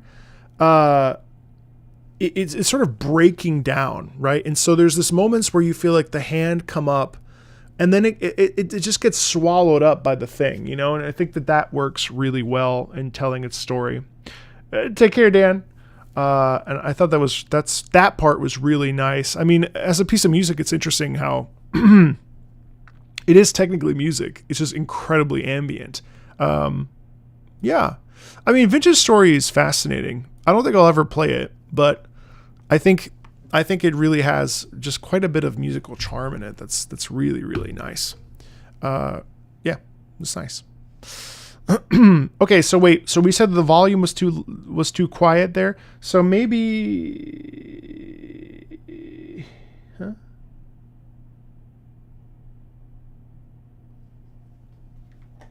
What?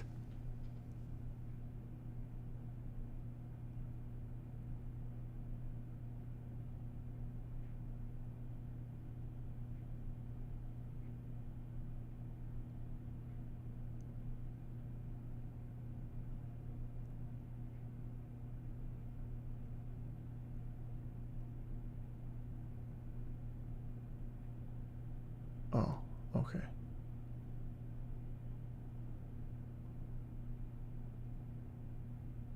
All right, sorry. You think it was the track itself? All right, well, let me. Hopefully everything works out here.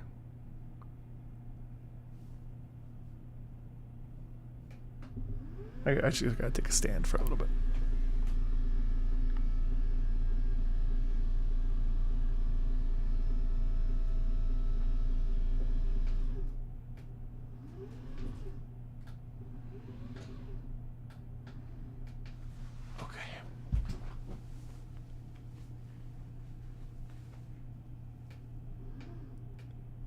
Okay. All right, cool. I'll just take a stand for a little bit. All right, let's check out Okami. Wow. I was like, you already know what Okami is. I'm not going to write anything. Let's listen to... let's do...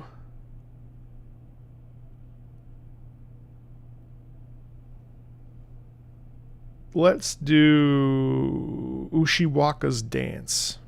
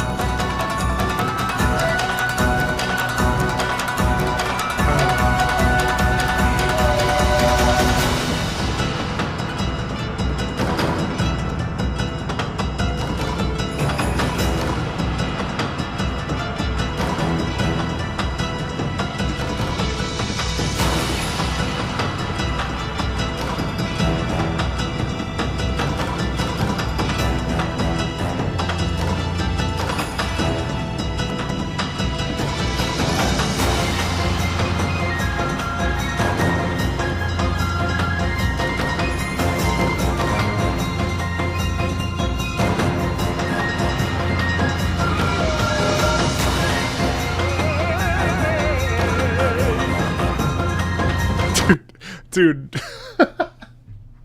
Brain, you scared the fuck out of me. And what's up, Raiders? How you guys doing? You scared me so bad. I did not know what was happening there for a second. I was like, what did I just do? Wow. Thank you, Bran, as always, buddy. Appreciate the raid. Hope you were enjoying Claire Obscure. How far are you now? I saw that you were online. We should sit down and do another collab on some music from Claire Obscure once you're finished, and then also some of the other stuff that you're playing now that you're you're doing your thing. You guys, if you don't know Bran online, Siren already. Wow. Bro's cooking.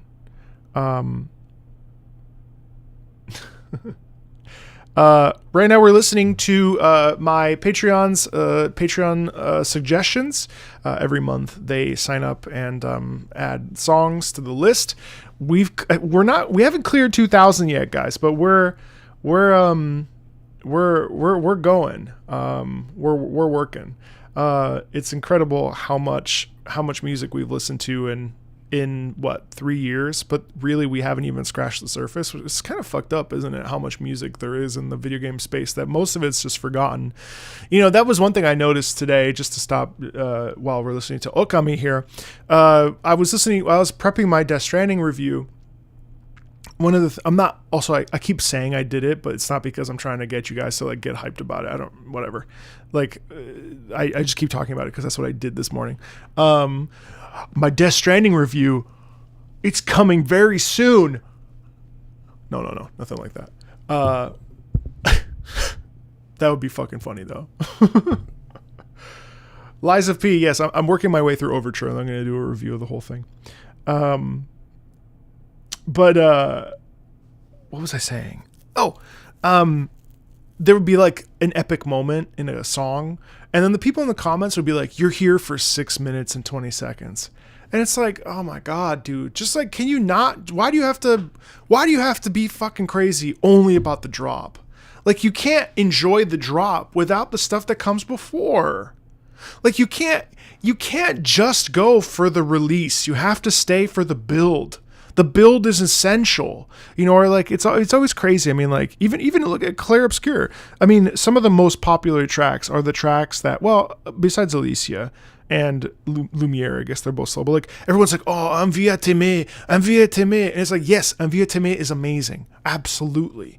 But there are other tracks, thankfully Alicia and Lumiere are slow and they're nice, but like, there's other tracks in there that are just getting forgotten because they're not like, oh, it's like, okay, yeah, I get it. Bury the Light. It's great. But there's like, the slow stuff is good too. The chill stuff, the it's not just about the release, and it always bums me out when I see it, because it's like, okay, guys, yes, the drop, the fat drop, the boss track, yes, I get it, but there's also all this stuff that just gets totally, you gotta slow down. You gotta slow down. Am I the only one who feels like that sounded a tiny bit innuendo-ish? No, I talk about musical blue balls all the time. What do you mean?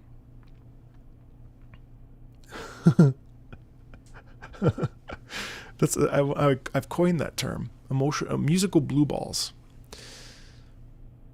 I had an ex-fiance that would emotionally blue ball me. Anyway, that's neither here nor there. She's very nice though. She's not watching, so anyway. All that to say, like, we're not just here for the peak. We have to also be a part of the journey to get to that peak. This is an important part of music. And there honestly is some like decent innuendo stuff in there as well, by the way. Innuendo stuff, I mean, it's no different. You gotta warm the oven. Did someone say that? You gotta preheat the oven before you stick in the turkey. I hate you. I hate you. So speaking of Ushiwaka's dance here, all that is Caught the stream. How are you doing? Have you had a chance to play 9 Souls? Less than 3. Less than 3 what? Hey, thanks, Callie. What's up? No, I haven't played 9 Souls yet. We're gonna hop on Wind Waker, Donkey Kong Bonanza, And I'm playing Lies of P off stream because I'm playing it on easy mode, and I put a mod in so it plays like Sekiro. Don't at me. It's a lot more fun that way. And why would I have a PC if not to be able to mod games to make them more like how I want to play them? And destroy the original vision of the game dev. No, but in all seriousness, I'm playing through Lies of P Overture. I'm about 40 hours in at this point. And then after that, I will. 9 Souls is on my to-do list probably for August if I can. In any case, so when am I playing Kirby? Also in August. August has like 4 games on it. So this piece is really interesting because it's really the dance of the sacred warrior, and so the conflict is really satisfying in it. There's this balance of fluidity and flow, and I love too how genuine the instrumentation is based on obviously what we know. What's up, Kanto? The instrumentation is so Japanese. It's so like a battle of two powerful forces, but not with brutality, but with elegance. And is this actually? Is this the fight that we do with in the water with the trees? Is it? I don't think I ever fought this. I've played Okami like 4 times, and I always get to the first final boss, and then I always forget. I just stop playing. I don't know.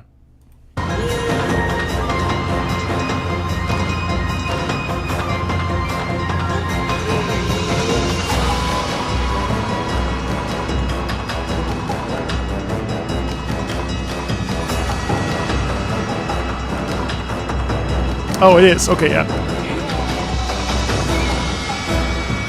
But see, like let's not get it twisted. That here we have the strong bass. Less than 3 is a heart. Less than 3. Oh. You were being funny. I like how you had to make it an even $30 to make sure that I knew. Thank you.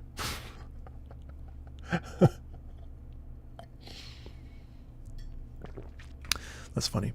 Your song choice today, Callie, made me have an existential crisis. I sat there and I was like, man, I can't think of what to say, so I'm digging deep, and now I feel like I'm spewing absolute bullshit, and no one in chat responded to that when I said it, which is very funny. It made me feel more like, all right, Marco, just shut the fuck up and just keep going. Oh man, it was good times.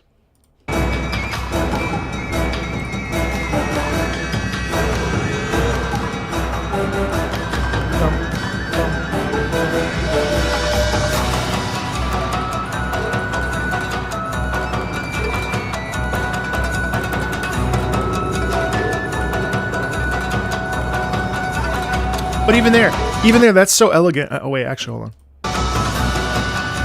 Okay, no. I thought there was going to be a big drop there. So one thing worth noting is that here we have this beautiful. So we have a duality because we have the bum bum bum bum bum bum bum bum bum bum bum bum bum right in the bass. But then we have this gorgeous. Hold on, let me just re-listen really fast.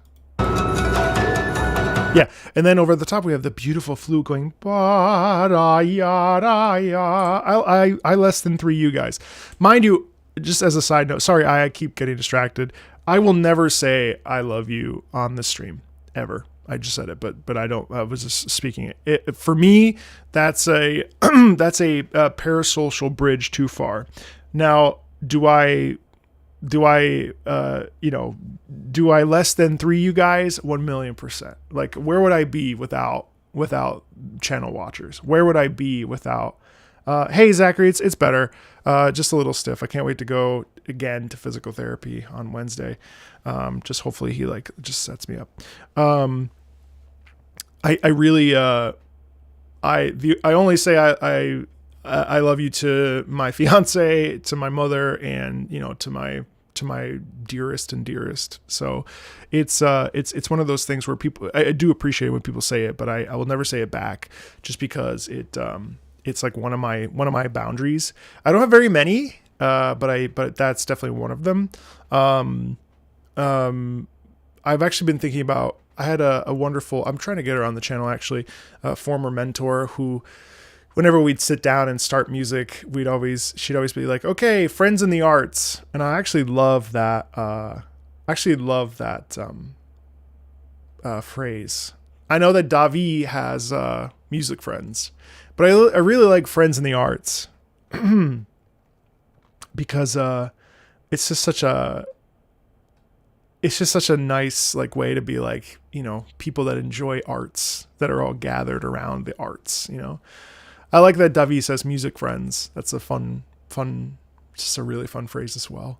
But yeah, I listened through you guys. You guys are awesome. Bro, I don't know you. You say I love you, you better watch every fucking video. No, I'm just kidding. You better never, ever skip. You've got 1,150 videos to watch. We're about to drop the L bomb. I don't think I've ever told you to fuck off. Not ever. I would never say that to somebody. The only time I've ever been really, really terrible was when someone came in and spoiler bombed my Clear Obscure video. And I called them absolutely every name imaginable. What did I call them? I said something like, you're a fucking asshole. I didn't say anything crazy like you don't deserve to live or anything. Nothing crazy, but definitely like I was fucking furious. Hold on. What did I say? Poor I. We're just vibing. What did I say? Hold on. Now I need to know.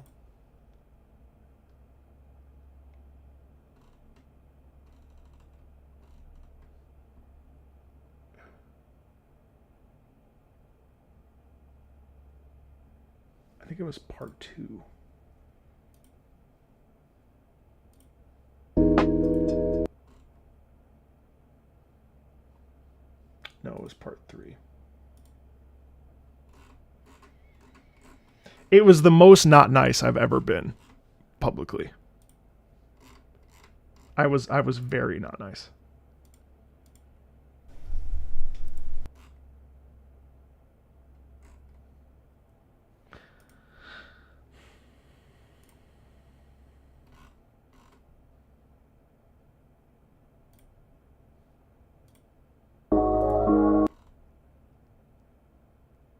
Yeah, okay, it was this one. What did I say?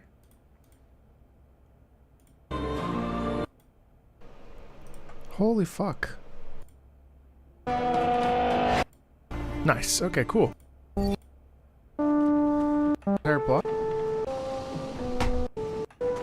What the cat, did you just come in here and spoil the entire plot? What the fuck is wrong with you? Yeah, that was bad.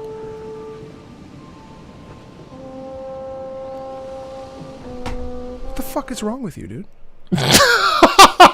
Holy fuck. That's me being very, very mad, actually. Wow. You're a fucking asshole.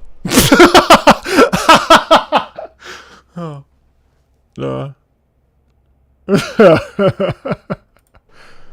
You are a fucking asshole.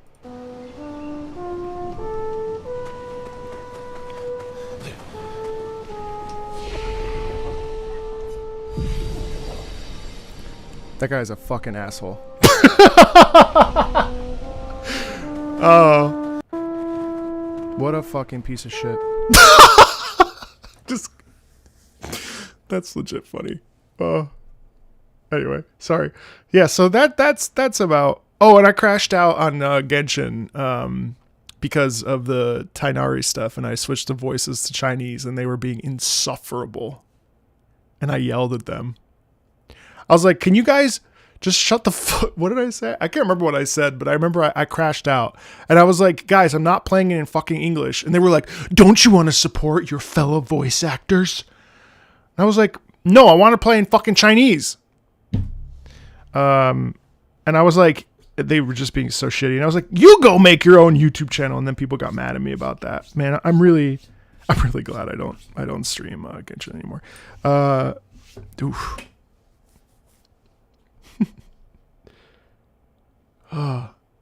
Anyway, I remember just being like, bro, can you just shut the fuck? Anyway. All right. Where were we?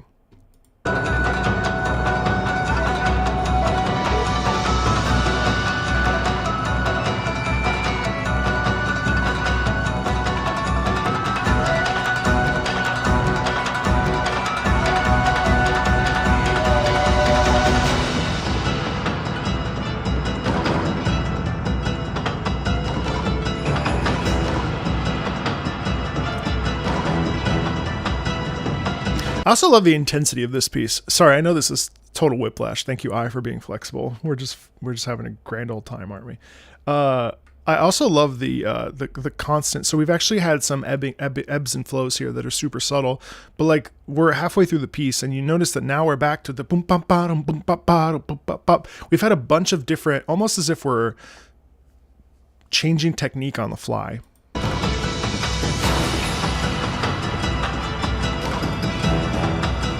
Bro, I'm unstoppable. I'm unstoppable. You get me on a rant, it's over. It's over.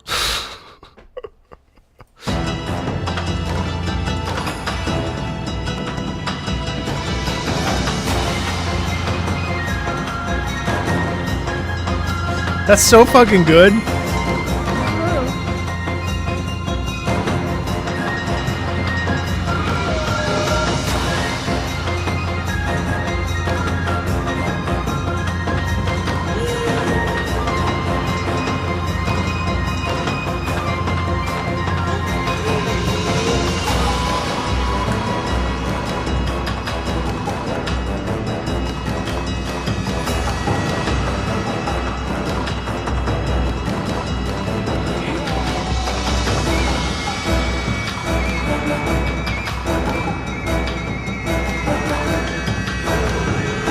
You notice how, yeah.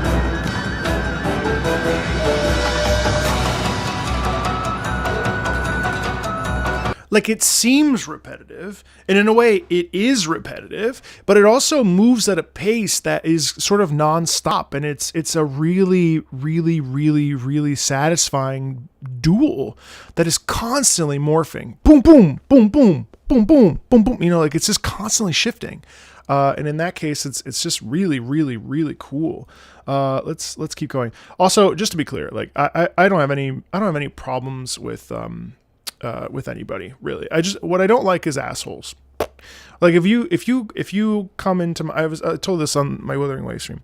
It's like YouTube, Google is my landlord, but YouTube is my apartment.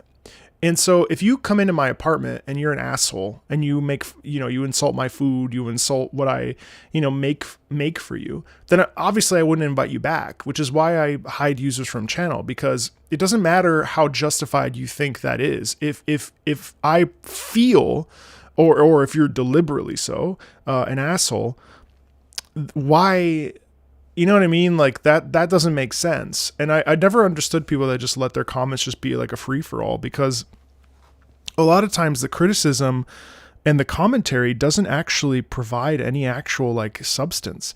Like I love constructive criticism. It just, usually constructive criticism comes from a place of care. There was I did a Patreon. I don't know if some of you may not have been here, but I did a feedback thing on Patreon. I should do another one pretty soon, where I was asking, anonymously, how what could be improved on, what are you enjoying about your whatever, and someone said don't make promises you can't keep, and I really took that to heart. But the thing is, I took that to heart because I know that it's someone who's literally paying to be there. You know what I mean? Not to say that people that, don't pay are invalued or not valued, because they are.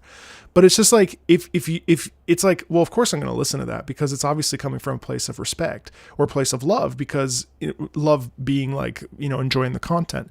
Because I mean, that to me was really significant, and I've stopped over promising.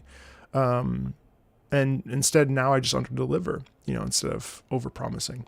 Now I just default to under delivering. And that's sarcasm. And it works better. But I take that seriously because it's not just like, ugh! It's like actual, like, you need to work on this. It's great. I love constructive feedback, which is actually why I stopped doing community constructive feedback, because the community at large, like, it's too many voices. You have to parse through like what matters and what, that's why, like, I don't know. I remember someone was like, I got, another one of my weeks where it's like multi-guide, and they're like, oh, he deletes comments. I actually don't. I have no reason to delete comments. I delete people.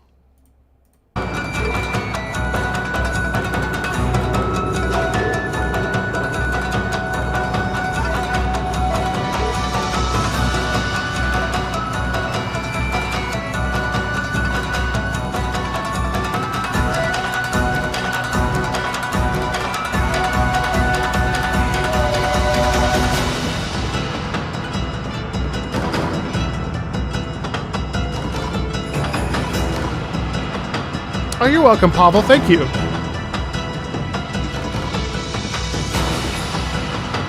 See, but XQC or any of the really big, the very big streamers, they can't actually interact. I just scared your cat. I'm so sorry, Tyrone.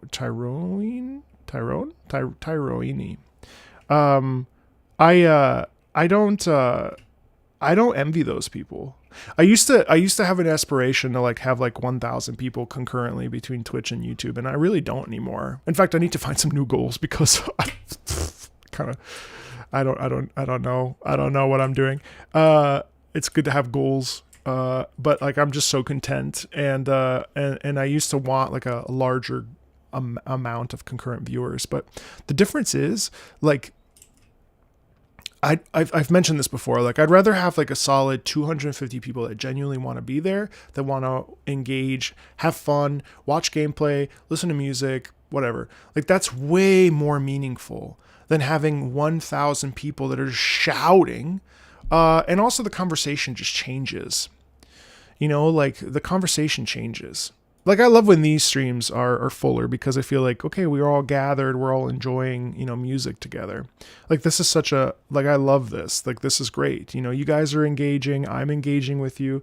But like the larger streamers, they can't even really engage with their communities. And do they really have a community? It's mostly just people shouting, and like the discourse isn't really there, and everything feels really like superficial and fake. Do I feel like I wish there were more people on a stream if there's like 40 people there? Yeah, I guess. But Parasocial relationship? No thanks. Pair of chill friendships? Hell yeah. Do not lose the Marco meatball. Thank you.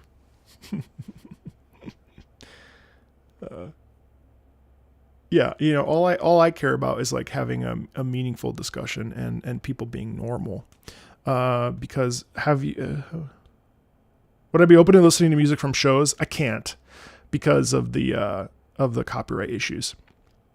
And I'm sorry I scared your cat.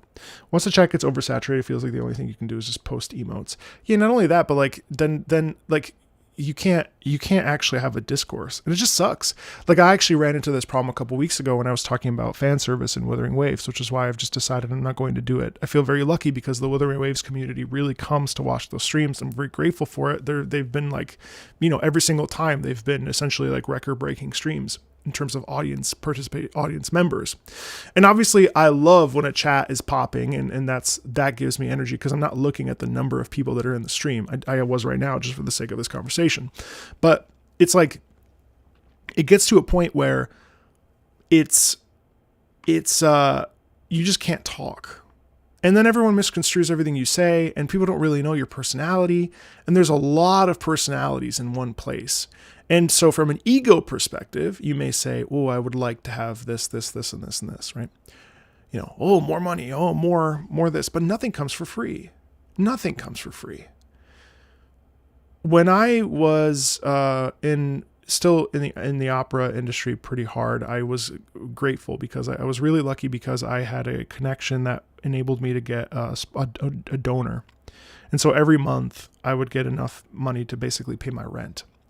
And it was an incredible opportunity and an honor, and I had it for like 5 years. But my only responsibility was to write them an email once a month and tell them, and I had to re-audition sometimes. They were really picky about me re-auditioning. It was kind of annoying. But anyway, and it didn't come for free.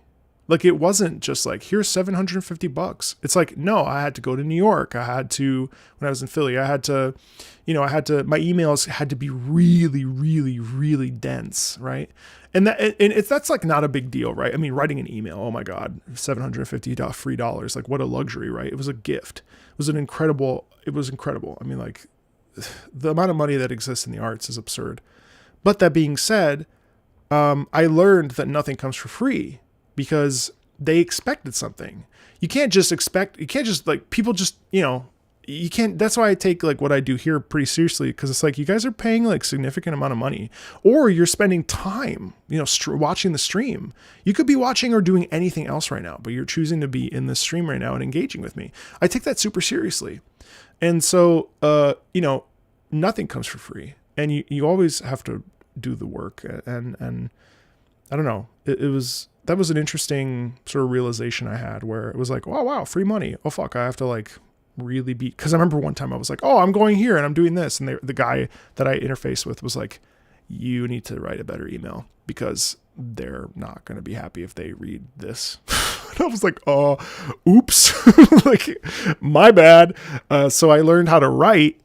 And I guess that's why I'm so verbose now over messages and stuff, because I learned how to write these emails, because I had to interface with rich motherfuckers. You know what I mean? Like, rich people, like way above my station. And that was just such an interesting experience.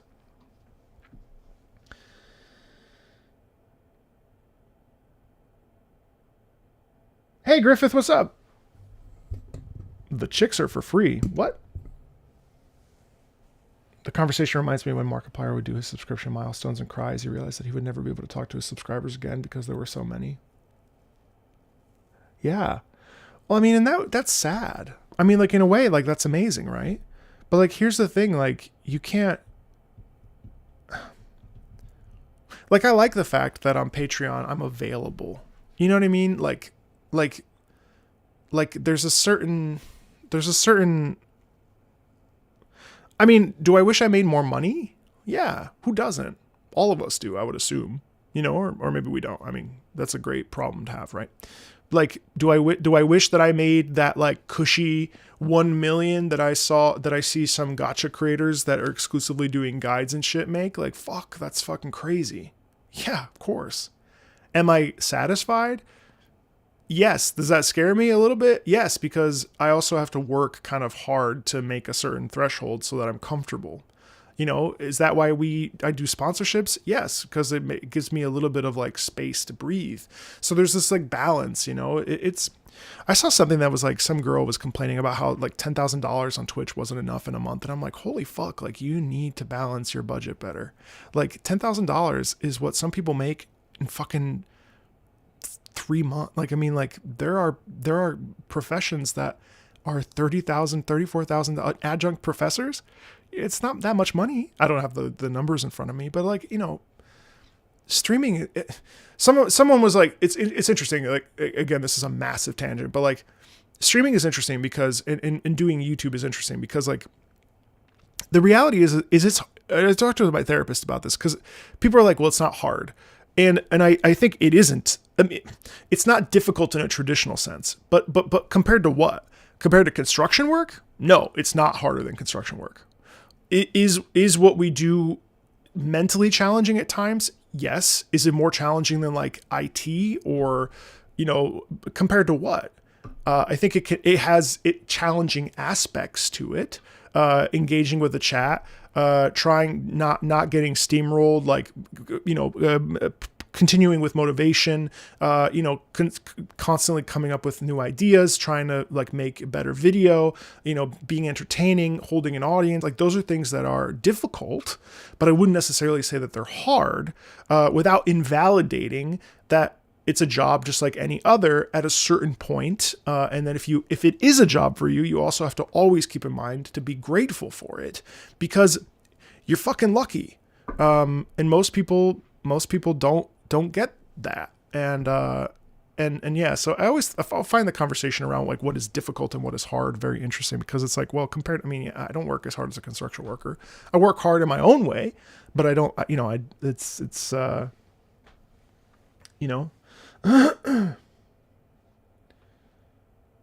most teachers make $2K a month. Spoils Twitch. Yeah. I barely make €20 a week. 10K is what I made in 2 years, but I don't use. And I think sometimes the folks that talk like this are people so like when I was an opera singer, I went months without gigs sometimes. My biggest gig was $28,000 over 7 weeks in France. That last gig I did in France, I made it was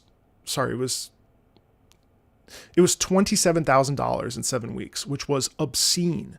But that was 7 weeks, but I barely had any money.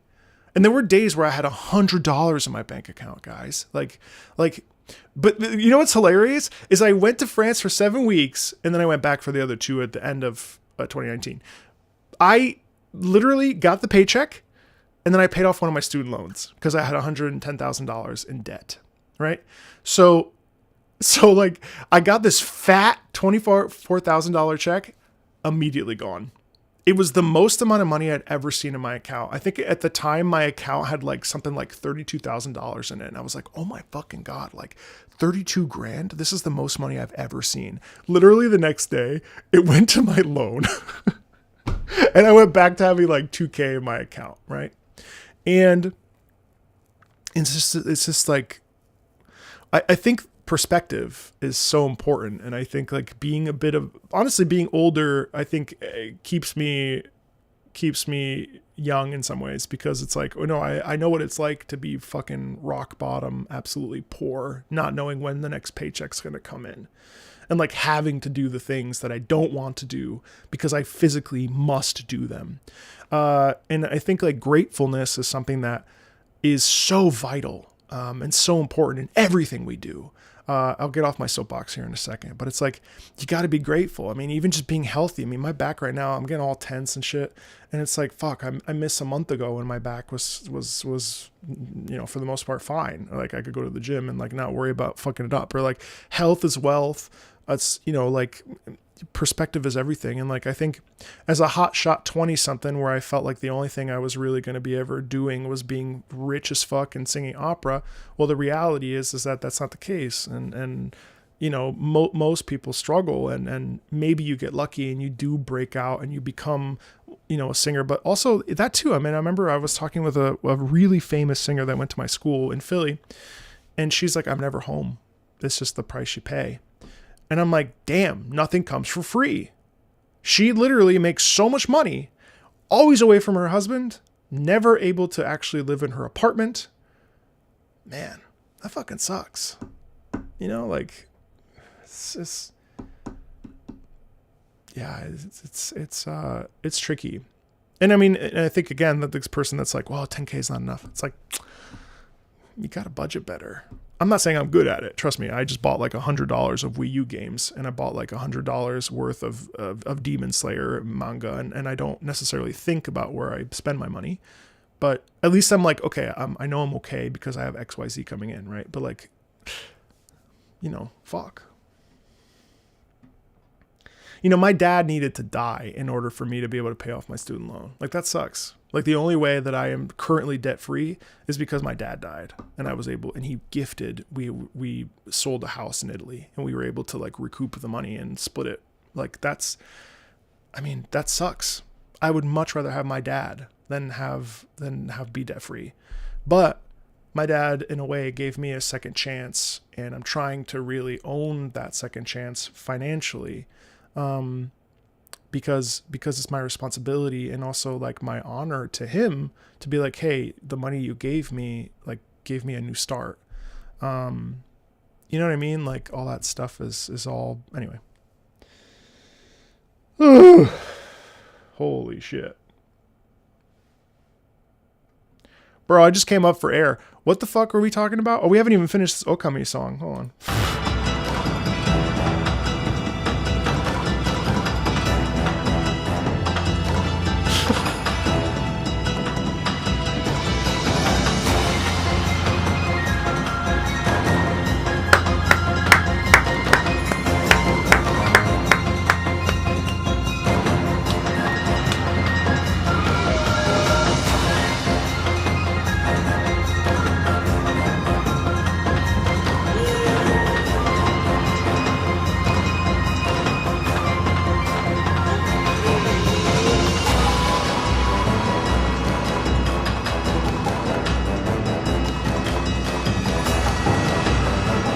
I love how in the end it actually ends up sounding more like a dance too, which is really cool.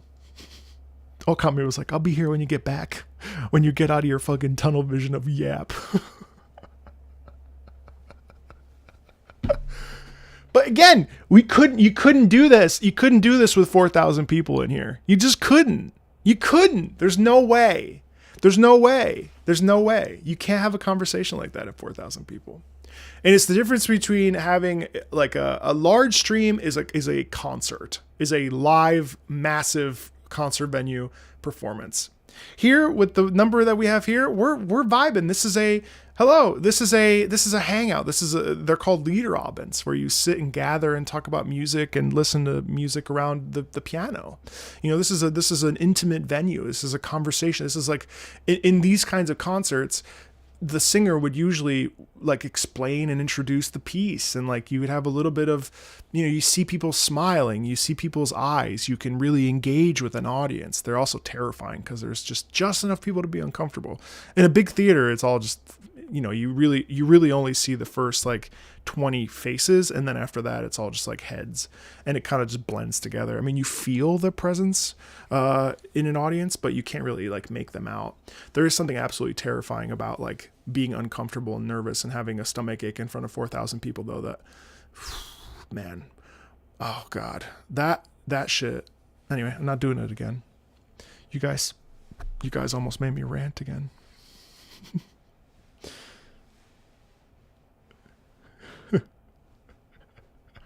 What's up, Tofu?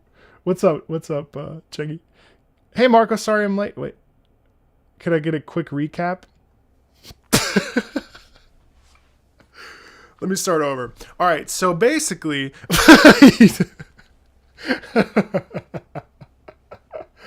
Oh. It reminds me of when I went to watch a comedy show. Gabriel Iglesias. He trauma dumped... Yeah. That's fucking funny. I think I've seen that special. Is it on Netflix? Dude, I'm not okay, Apple. I'm just talking.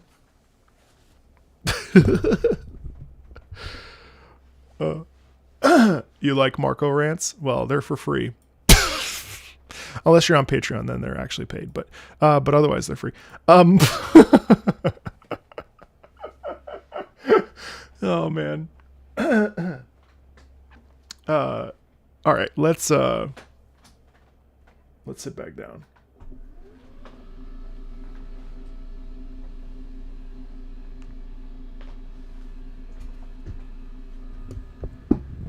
You want a story time? Bro, please don't tell me that my voice makes you fall asleep. I know you're my mod. No, I'm just teasing. I've always got a lot going on up here. What are you talking about? Don't anybody ask a question, because it's just going to start. Start back up.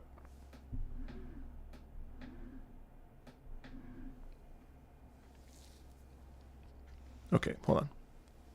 So next up is 100 line, the 100 line Last Defense Academy. And but seriously, if you ever have questions, I'm happy to I'm always happy to answer questions within reason, obviously. this is a really interesting game, and it's definitely one that I like have on my radar. And I started to back up yesterday. Oh boy. Blood for the Blood God. Skulls for the Skull Throne. Rounding donos to $50. Thank you, Kelly. I appreciate that. For real, when I was recovering from surgery, Marco streams were one of the times I felt comfortable and safe enough to sleep sitting up on my couch.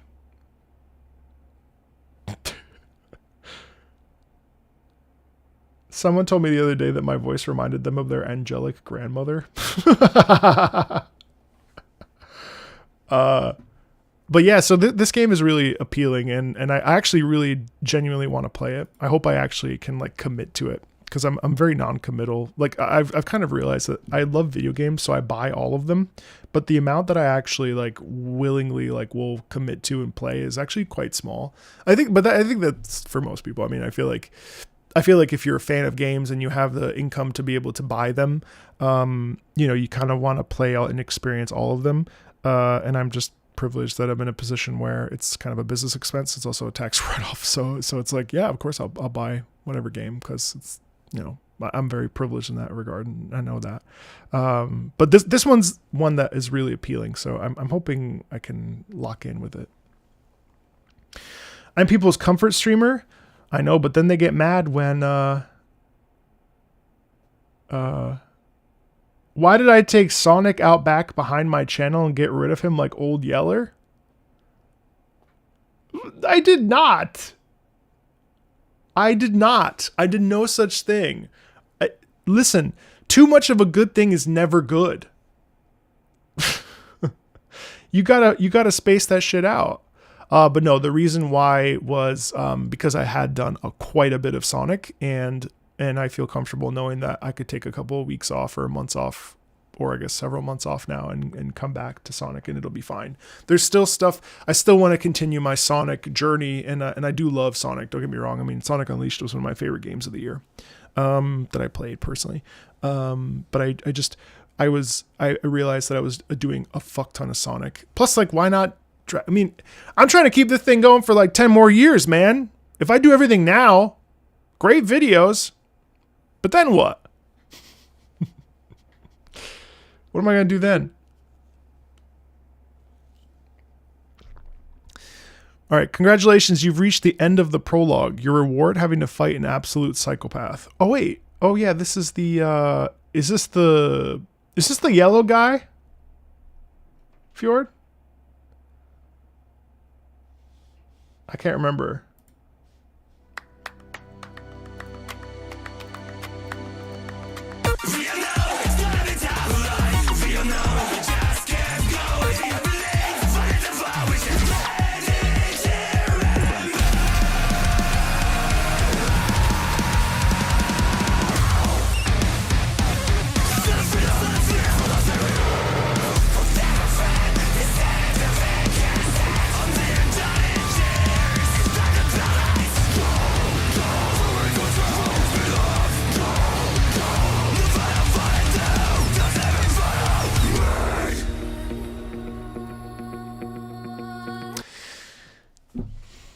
Well, that is a vibe. It's incredible, actually, isn't it? It's just really not what you expect. It's really crazy, and I think that's why I like this game, is because it really continues to be sort of this unexpected experience where you think it's going to be like a visual novel Danganronpa style thing, and then it ends up being this like really like this deep commentary on life, and also just like kind of brutal, which is awesome. It's really neat, and it's really good music. Also, yeah, it was Zelda's turn, but to be fair, it was also Kirby's turn and Pokemon's turn, and Mega Man still needs to get his turn, and Mario will hopefully get a better version of his turn. And there's just a bunch of actually, the Mario video was the one that did the absolute worst of all the genre franchise videos, which is kind of funny because you think Mario would do better than Sonic even. But it did not, and part of that was because of the way I structured it.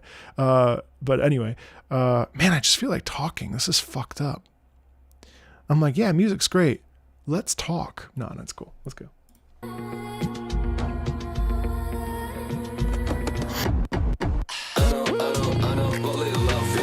What the fuck?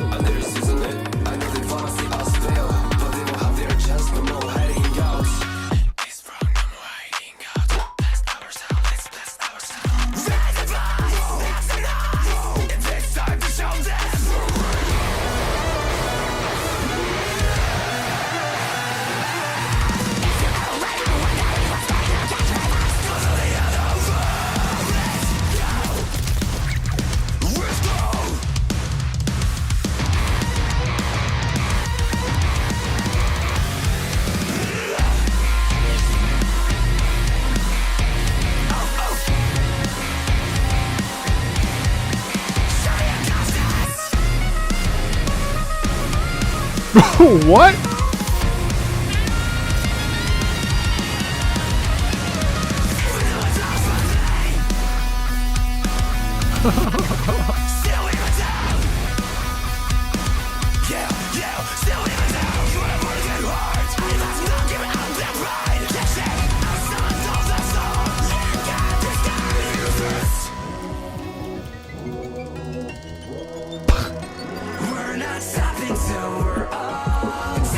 Bro!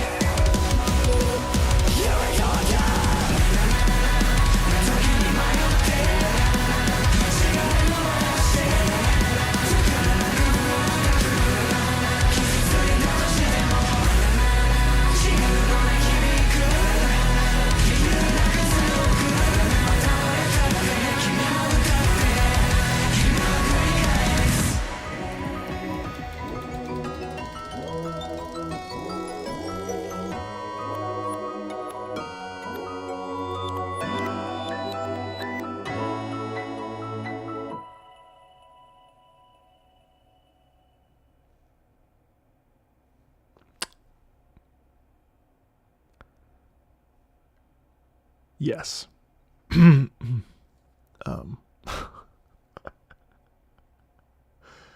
Yes. In support of.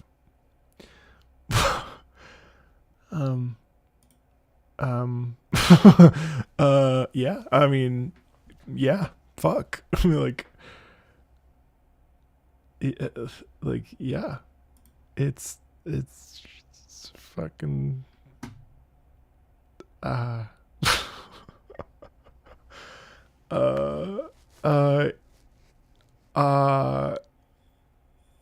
It's just great. I mean, there's it's just great. I mean, there's nothing it's just the beginning is terror and fear, and the middle is just a bunch of different. I think this must take place after you meet the other members of the 100 line. because each of these have like very distinct sections. And so like I feel like they represent multiple different people and unifying. I think that's why it's so jagged, because it's like, whoa, there's just a lot of stuff happening. And then the end is triumph. I mean, really structurally, if we really think about it, there's 3 distinct arcs. The first arc is danger. The second arc is the individuals, and the third arc is unity and success. In my mind, it works. I would love to put this in a non-gamers video, 1,000,000%. That, I don't know if it'll get copyright claimed. We'll have to see. But that just scratched my brain. Like I was like, it was such incredible whiplash. It was super good. Really, really, really. I mean, it actually makes me want to play the game much more. Don't worry, Wrenchin. We'll get to yours next week, or on Friday, excuse me. So I think we'll stop there for the Turandot tier. Let's try to get all that fucking yapping. Oh my God, it's already 2:00. I said I would stop at 2. Let's go for another hour, and try to get some Toscas done. So, let's listen to Klonoa, Door to Phantomil, Resurrection, Those Who Bawl at This. No, I need to email Gaben. I keep forgetting.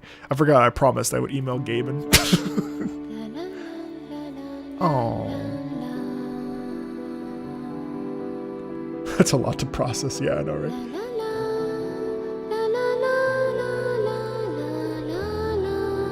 This is beautiful.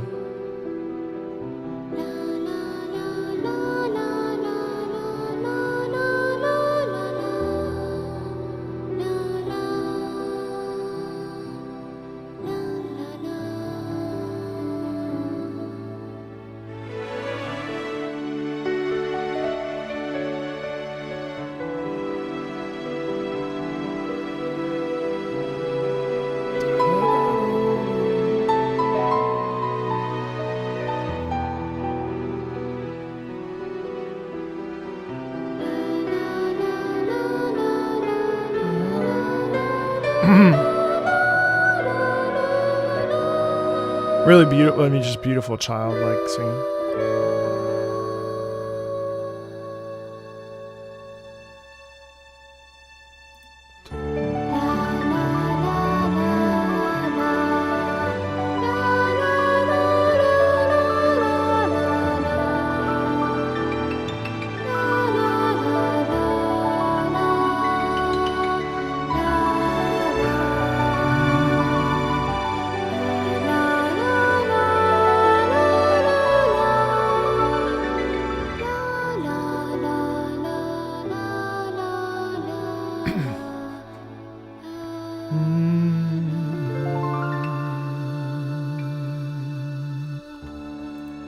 Super simple, super pristine, very elegant,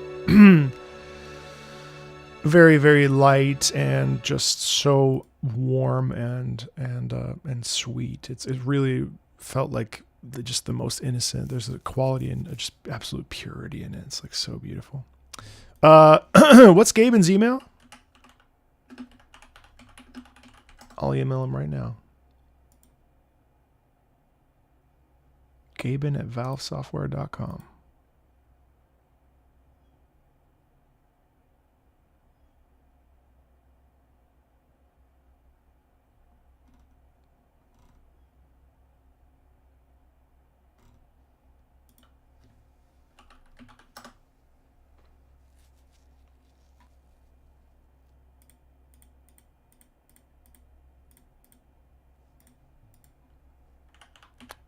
Dear, no, I'll do this later. I'm not gonna do it now.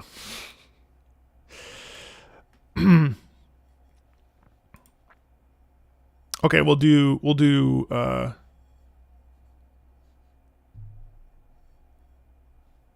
let's do Uma Musume. Okay. Well, what's one more piece from Uma Musume Pretty Derby? This is Miss Victoria, one of the winning concerts in the game. The song can be played with several dozen combinations of singers, since depending on who is first, second, and third in the race, changes who sings what lines. As far as I know, every character in the game released up to this point of the song got recorded line. Oh wow. For this version, center first, Tanino Gimlet, Vodka, Daiwa Scarlet. Let's check out Miss Victoria as well from Ume Musume.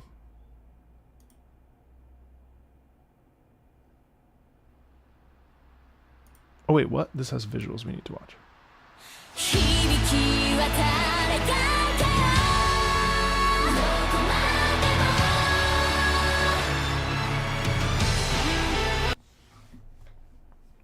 You gotta be shitting me.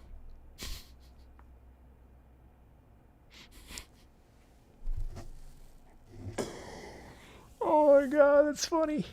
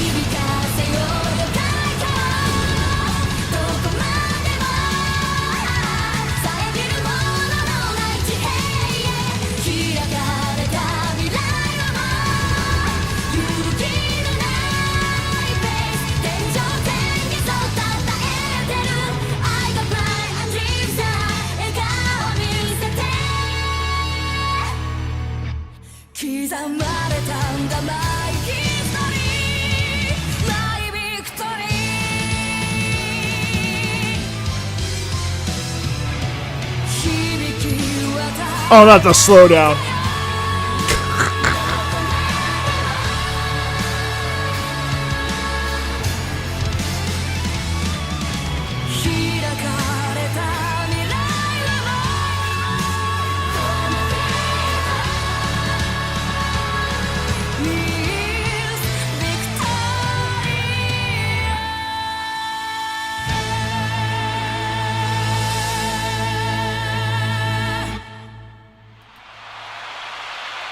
Oh, I just blacked out. Where am I? Okay, so something that's really, I mean,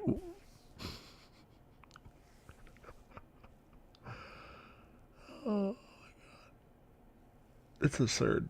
It's absurd. The whole thing is absurd. It's an absurd premise. It's an absurd thing to witness, unironically, and oh man, it's just great. You know why it's great? It's because it, again, heart on the sleeve. Just you know, it's all about my victory and empowerment. It's all about, you know, triumph and success and you hear it dee da da da da da da da, like it's just like yes he da da da da da da da, I am on, you know, like God, what? It's just, it's absurd. I mean, it's just absurd. And it's also great fun. I mean, that's the thing, is like it doesn't, it like takes itself seriously, but it also doesn't at the same time. It's just like so.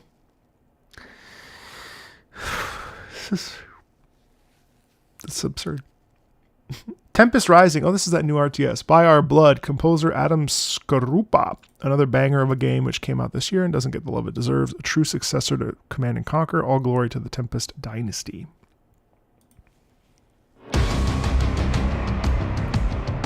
Oh, you can hear the inspiration, that's for sure.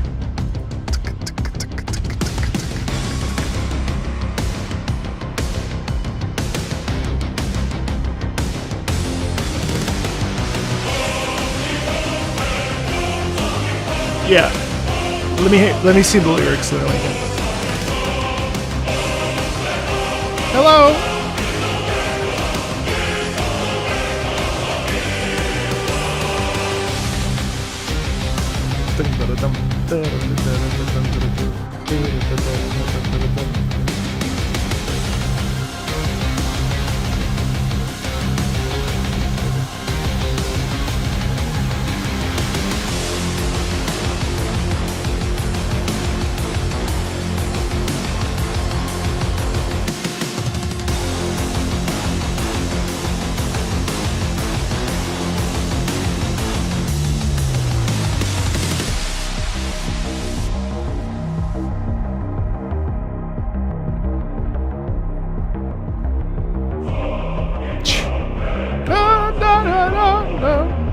What song is that?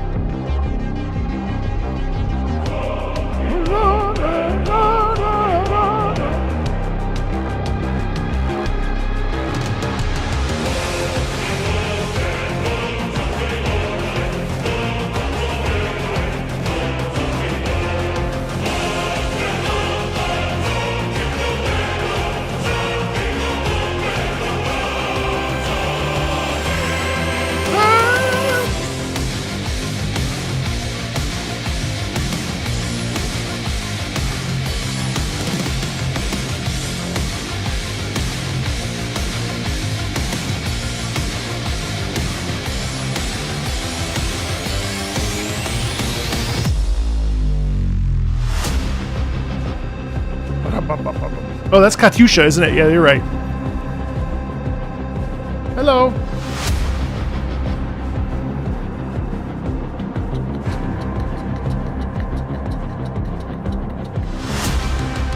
Oh, it's not Katyusha, sorry.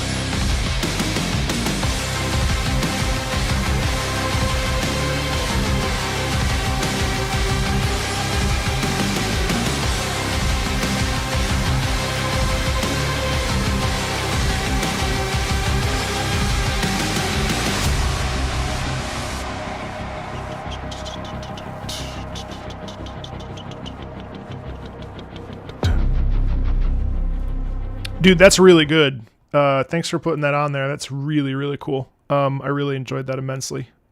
Great theme. Really just so powerful, really strong. I really enjoyed it. Really enjoyed it. Tabletop video on the channel, so let's sneak this in. If not, don't worry, there's an actual VGM in the sex collection. Yeah, why not? Symbaroum main theme. So this is a tabletop game? It's weird to me that tabletop games have like digital footprints that involve music and stuff. It's kind of interesting.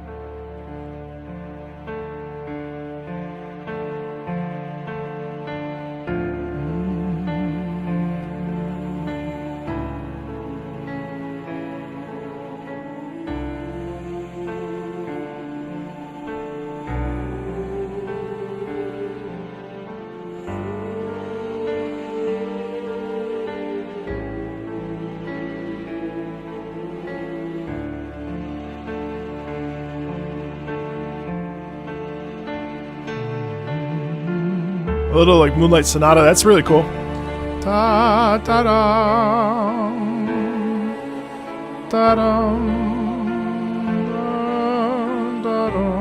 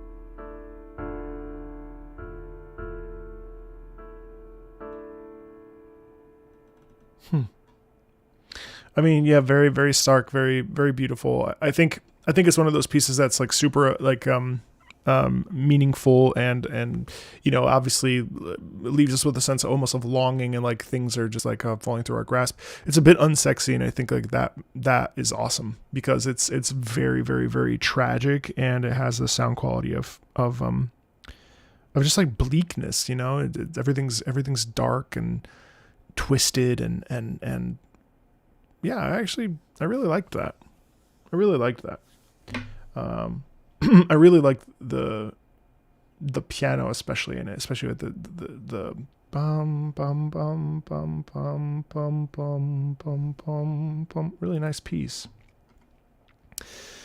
Anno 1602 in the beginning. So I thought that this month we can take a small break from Anno 1800 and return to its roots. This track is from Anno 1602, the first game in the series, released in 1998. It's a really pretty track, giving you the feel of discovery and adventure that are very prevalent in the Anno series.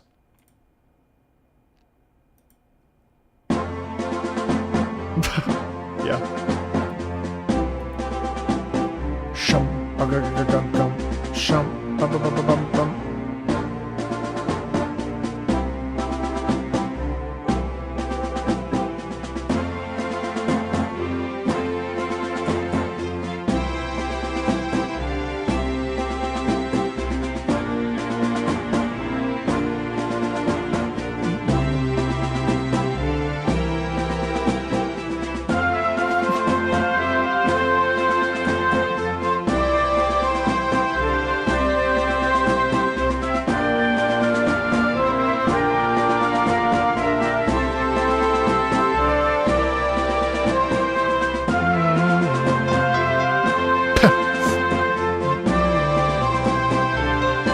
Nice call and response. Da, da, da, da.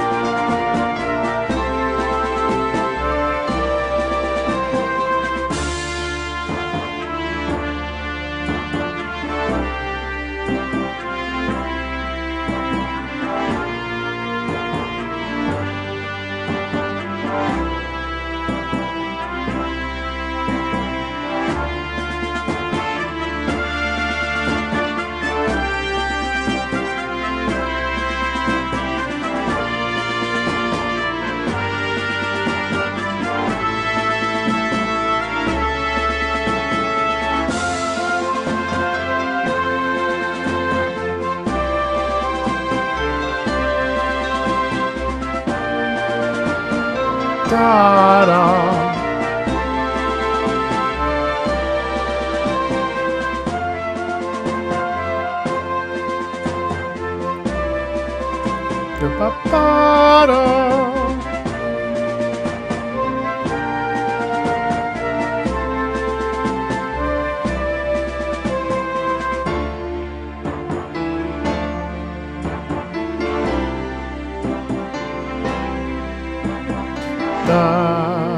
da, da.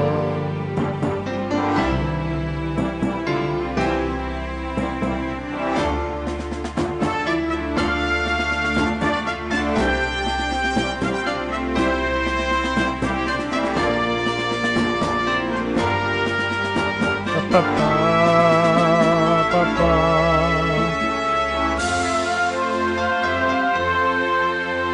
Ba, ba, ba, da, ba, ba, ba, da.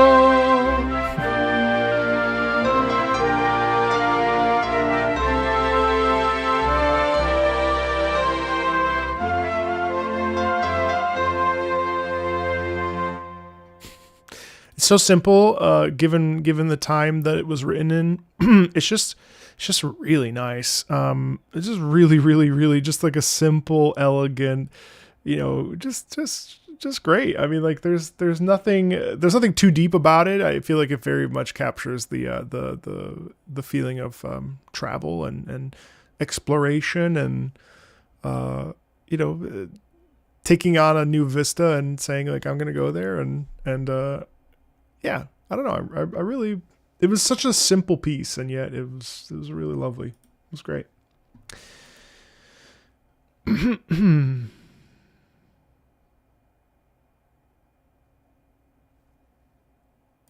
Far changing tides circling. Marco, I have failed. I only just learned that Far Lone Sails had another game under the Far title, so here's the opening song to Far Changing Tides, and I will be honest, the soundtrack is better than Far Lone Sails.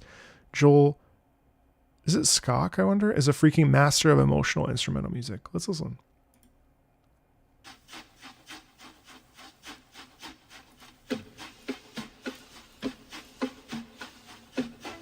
This episode is sponsored. Oh, my bad.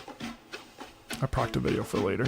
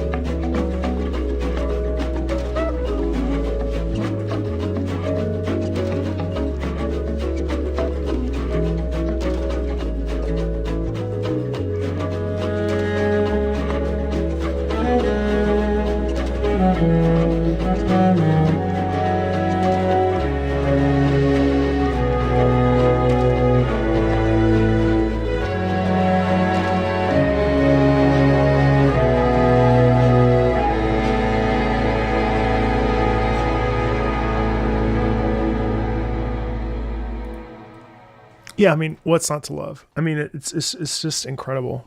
Hold on, Ruler, I'll explain it.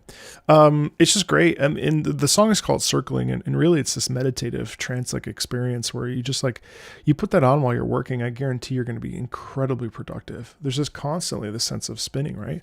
And it just is repetitive enough. Hey, what's up, Uncle? It's repetitive enough that it delivers this just lovely feeling of motion. And I think like that's part of it, right? Because after all, you're on this like thing that continues to move. It's gorgeous. It's gorgeous. I really love just the vibe of that. It's just like it's peaceful, you know, it's tranquil, it's inviting. It's like busy, but not in a stressful way. And as far as Patreon works, basically Tosca and above, which is the $20 tier, we'll listen to it as we are right now, a little bit of commentary after. Then there's also higher tiers than that. We had to change the price just because there were so many and it was becoming like very like a large amount to handle. But everything gets listened to, just maybe not in the same day, of course. Yeah, it's that's the Patreon, if that makes sense. Okay, that was really, really lovely.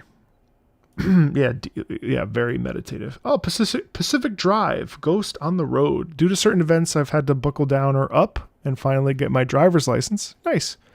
With my exam scheduled for late this month, to get back into the feel of things, I've been listening to the soundtrack of Pacific Drive, one of my favorite indie games of the past few years. This is the opening track that fully encapsulates the game's atmosphere and tone as being both chilling, thrill ride, and just an absolute vibe. This is Wilbert Roget, who also did Helldivers 2, which is pretty cool.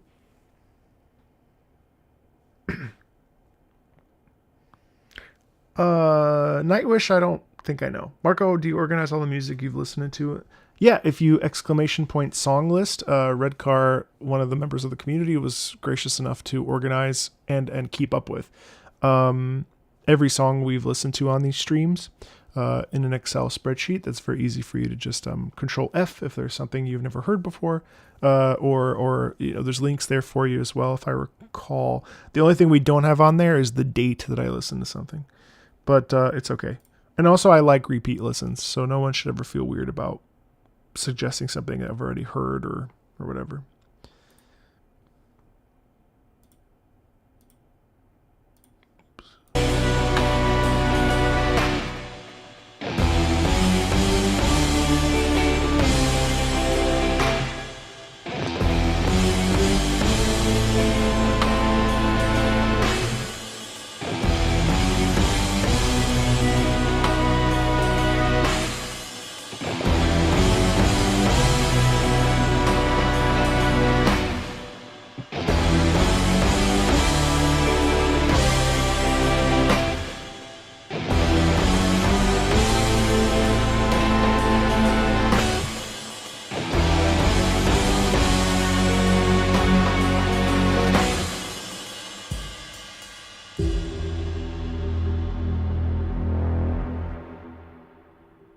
Sulfur and smoke.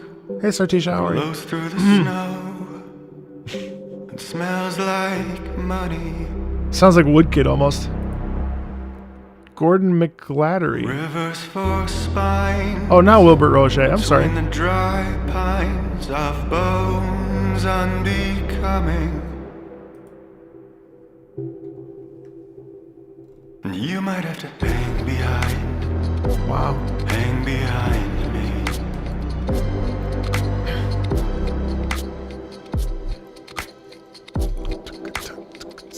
You might have to hang behind.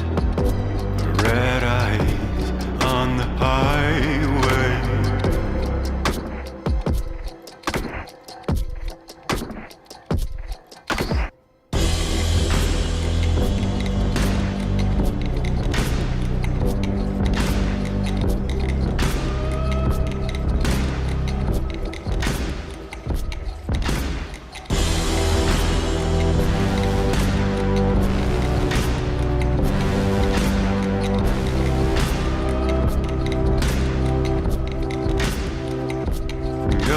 the road. It's a cold one. What a white one. My heart it froze. It's a cold one. Thinking of home. You might have to hang behind me, hang behind me.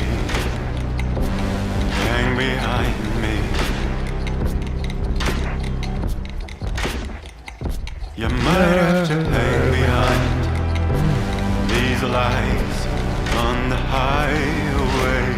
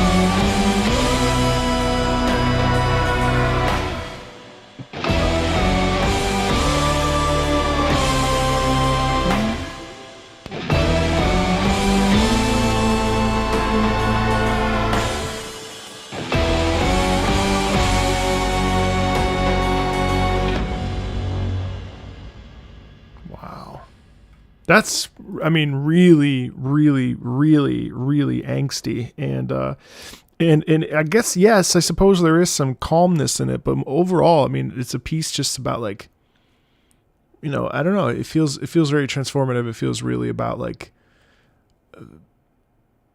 I wouldn't say overcoming obstacles, but the sound in there is really like agitated. So angsty, agitated. I mean, like that's the thing. Like, but it's also introspective at the same time. Like the vocals themselves feel like they're telling us something. Like it's like a person recounting and thinking about themselves and trying to articulate their feelings, but being sort of like there's a block there, you know? It's really, really good. Really good. I like that track a lot. Let's go to...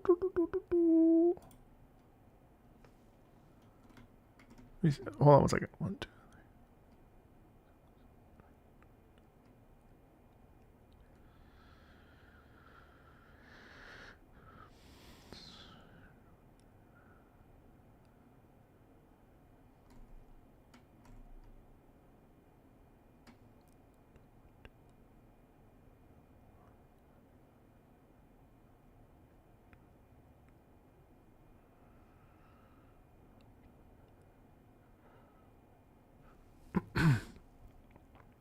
All right, yeah. Let's let's go to Sonic Rush, Wrapped in Black.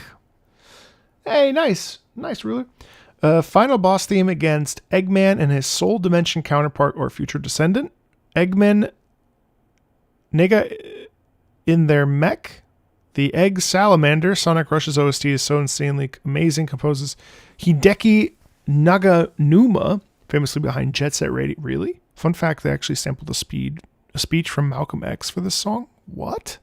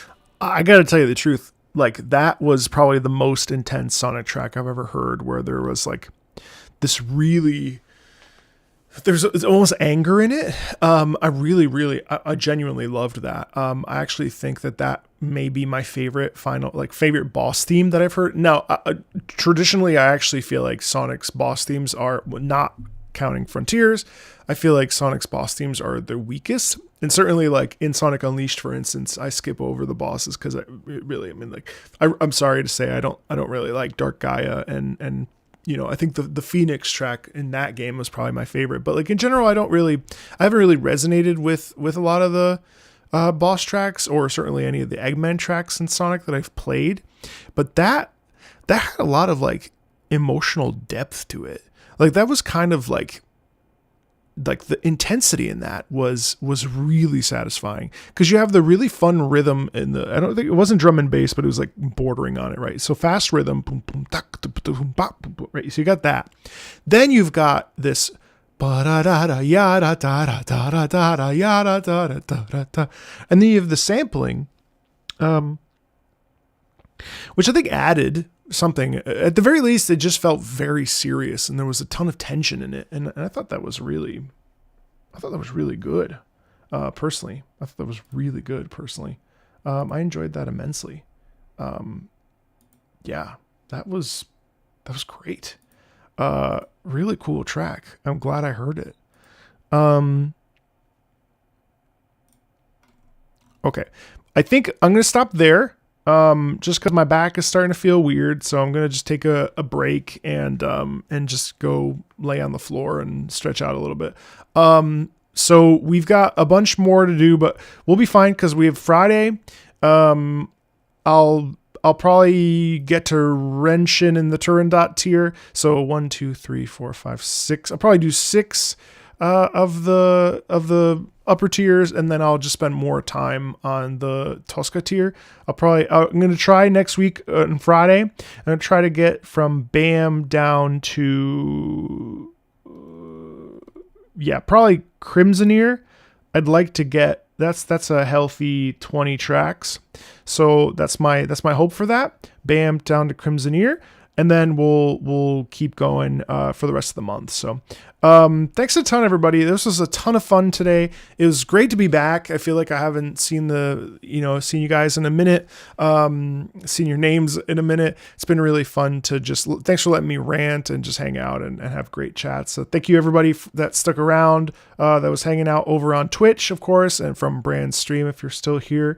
Thanks a ton, everybody. I'll see you tomorrow for Wind Waker. Luna's got a vet appointment at 9 a.m., so I may be a little bit late. So let's shoot for 10:30/11. We'll be back. We'll be starting Wind Waker from scratch. I'm really, really, really, really, really excited for it, and I hope you'll come and hang out and watch that. So see you guys very soon. Okay, bye. I swear, Hillian and Hmon might as well be the same person. I'll see you guys later. Take